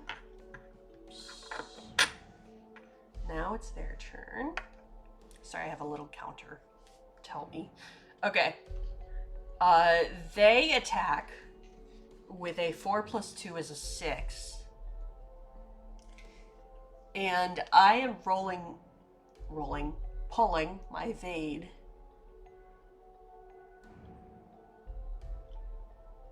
Oh, right. When I attack, I'm attacking with peck. Because I can peck better. Okay, so, but my evade is at +0. And I pulled, oh, nice. I pulled a jack, so I can evade that. Sweet. Okay. My turn. I'm gonna do their evade first, and then my attack. So they evade with a 9 + 2, which is 11. And I attempt with a 7 + 2, which is 9. So that fails. So I attack with a 4 + 2, which also fails. So unfortunately that one did not succeed. And it is their turn.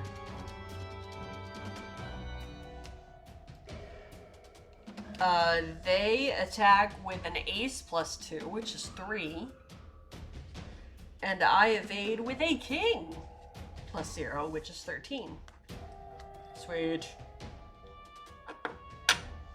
I'm doing okay, you know. I did not think I was gonna do okay, but I am. Okay. Now, it's my turn. So they evade with a, oh crap.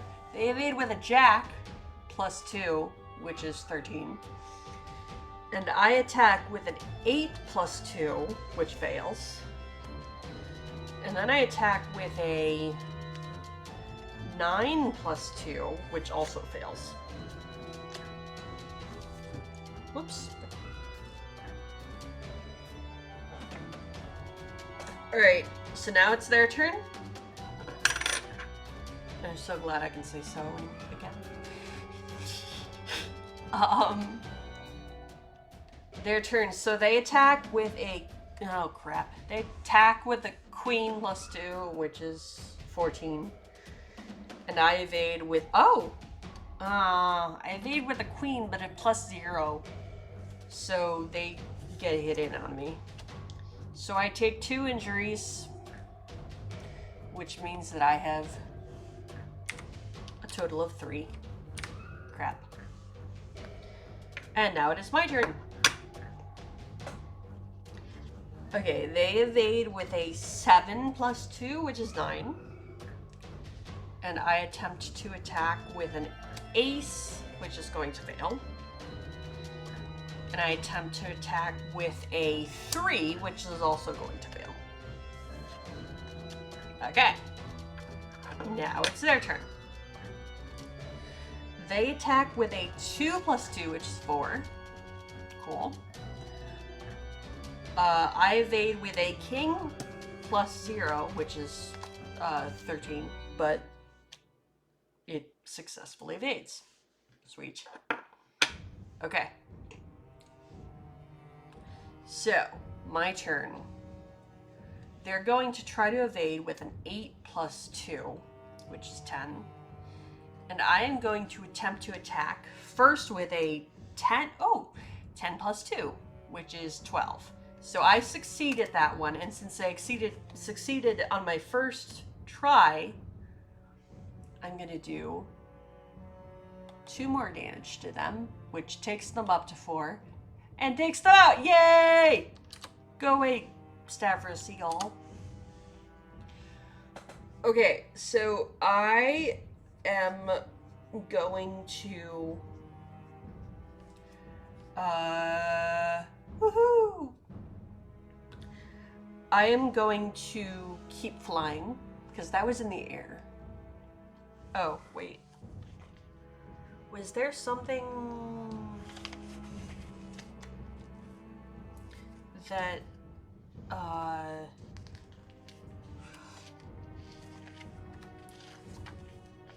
was there something I was supposed to do when I beat them? I forgot. I'm sorry. Yeah, nope.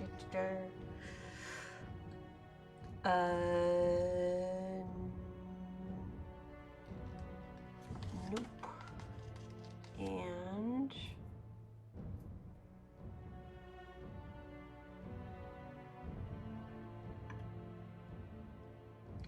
I don't think so.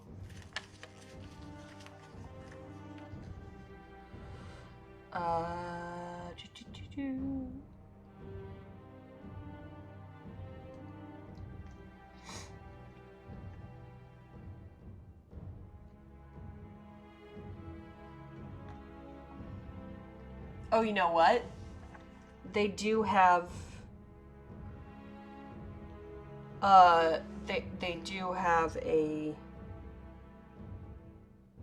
stat block for the gull, and it says it only deals 1 every time it hits, which means that I'm not at 3. I'm actually at I'm actually at 2.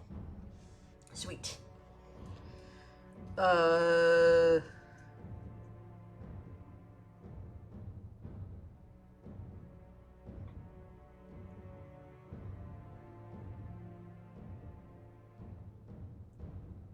Yeah, I can't find the other one. Okay, so,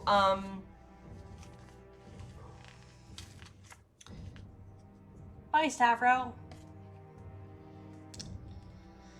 Nice. Okay, so I'm flying back to the castle. I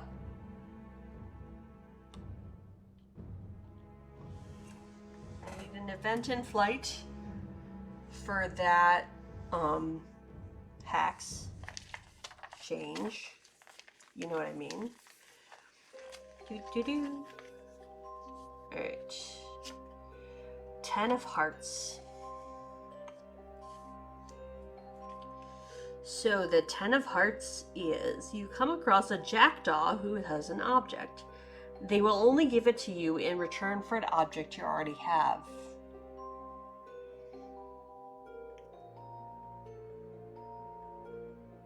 Yeah.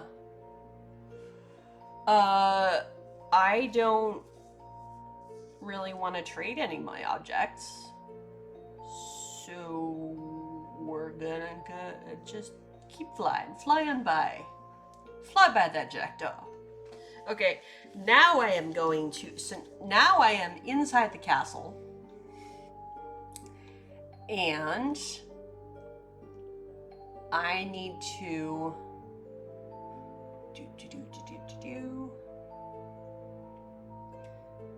perform the ritual. Okay. So I'm actually gonna say that I just perform the ritual because there's no, like, fail condition. Which sort of makes me think I can't really fail. You know what I mean? Or there's also no win condition.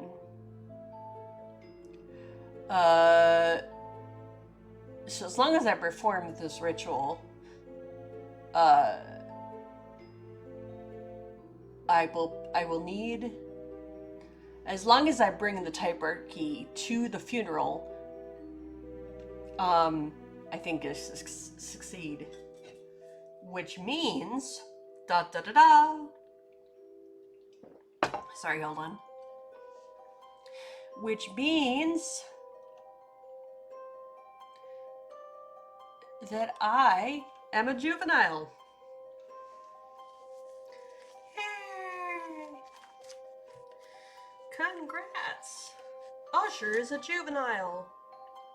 Okay, this means that I need to go back to, okay, here it is. This means, and I believe the progression that we decided on is 2, 4, 6. Okay, so that means that 0 out of 4.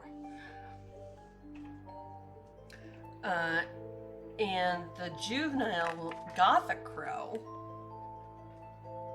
Sorry, hold on. I gotta find the right page. The juvenile Gothic crow.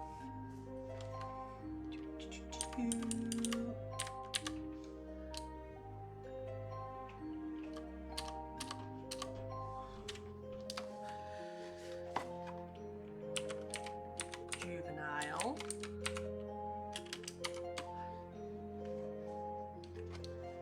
So I no longer have that. If I fail a navigation check, I get an injury. It says,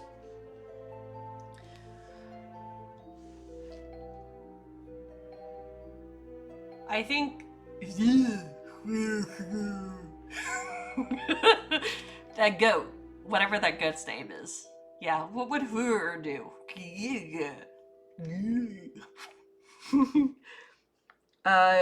I think I'm gonna call it because I am getting kind of hungry. But do you want to hear what the juvenile says first, Autumn? It says, a dark deal. You align yourself with a vampire bat who bestows you with several of their magic abilities. Add 1 tick to befriend, scare, and preem checks. In combat, on your turn, you can forsake your attack and call on them. They will instantly appear and give you aid, granting you 2 attacks on subsequent rounds. They will vanish into thin air at the end of combat. Additionally, ooh, spooky.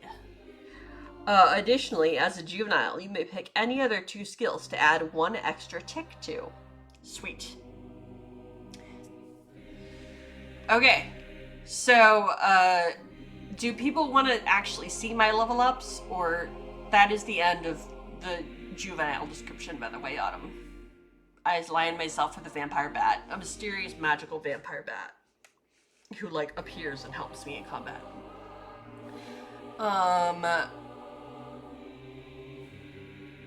I'm gonna do the level ups later. Okay. I just gotta remember to do them. Okay. Thank you all for coming. I had a lot of fun, and yeah, I was a little worried that I wasn't playing something like new or whatever, but Pokey Bat. Got it. I'm writing that down. Pokey the Bat. Alright. Thank y'all for coming. I was a little worried that I wasn't playing something new, but I just wanted to do something, you know, familiar and comfortable. Thank you, Autumn. Sweet dreams to you as well. Thanks, Joseph. Hey, peace. And we are flying into the sunset. The sunset is like, I don't know, sepia toned, maybe even black and white because it's Gothic. I think it's black and white, and there's lots of shadows. The shadows are really sharp. And our Raven Usher is now a juvenile. Hey, Quark. Okay. So I will keep this the notes from this session, and if I ever decide to play Gothic Raven again. Yes! Hyala, our mate! So excited. So, if we ever decide to play Gothic Raven again, we can come back to Usher and Hyala. And Pokey the Bat! Don't forget Pokey. Alright. So,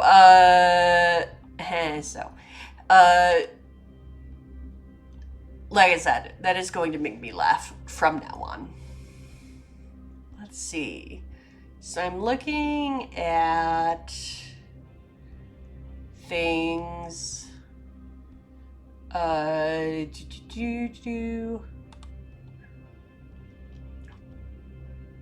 we could potentially raid.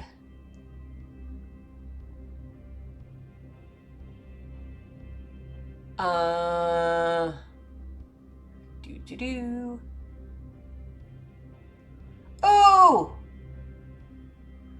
Okay, so,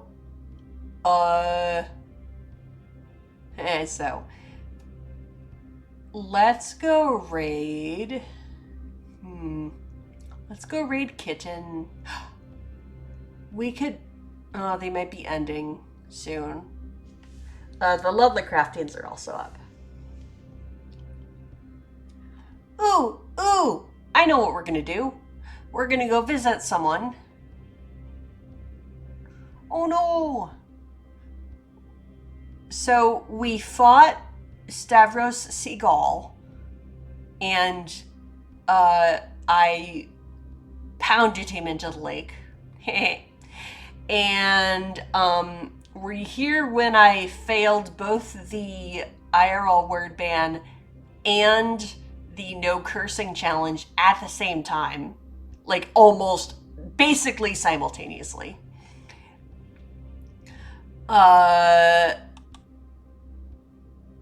And yeah, I'm gonna take us on a raid because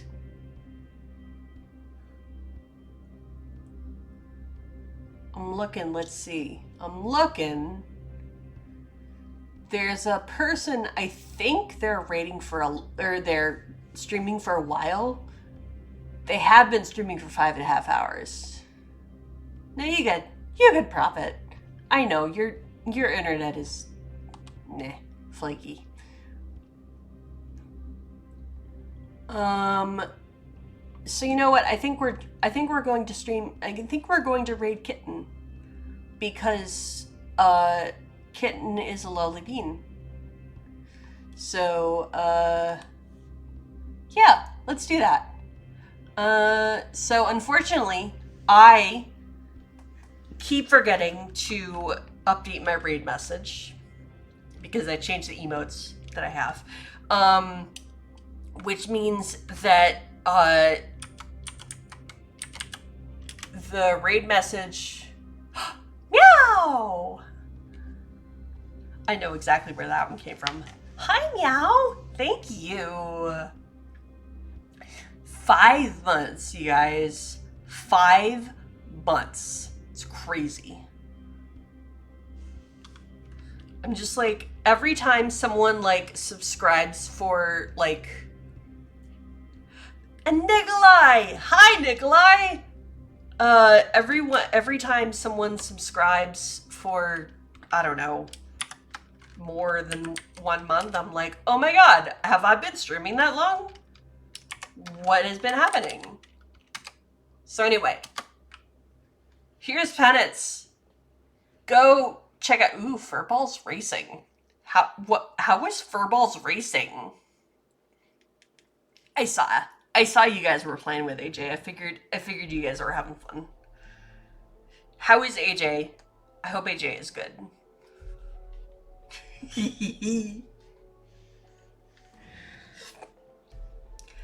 Uh, nice. Wait, sorry. Go away again. Naya, my timer. So actually, I am just about to read out, and we are going to read to Kitten because I think there might be people here who already know Kitten, but Kitten is a lovely person, and he is exploding Nazi balls in Sniper Elite 5. And I really, he's a good friend, and everybody should go follow him. And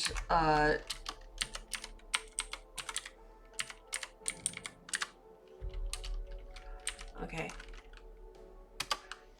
I was just saying that my my raid message is, I keep forgetting to update it, so you can't really use it. But yeah. So you missed it, Nikolai, but it's okay. We clipped it. Autumn did a IRL word. No, Autumn did the cursing ban, and Allie did the IRL word ban, and they happened simultaneously, and I failed both within seconds of each other. It's amazing. It's pretty amazing. So anyway, that is something I clipped it, or people clipped it, and I'm going to go in and look at clips after this. But I'm also going to, I haven't actually had dinner yet. So I'm gonna go eat something. But we are going to raid Kitten because Kitten is a lovely streamer, a lovely person, and yeah. So please take care of yourself and be kind to yourself, because always remember that some possum loves you. And let's go show Kitten some love. All right. Night, y'all.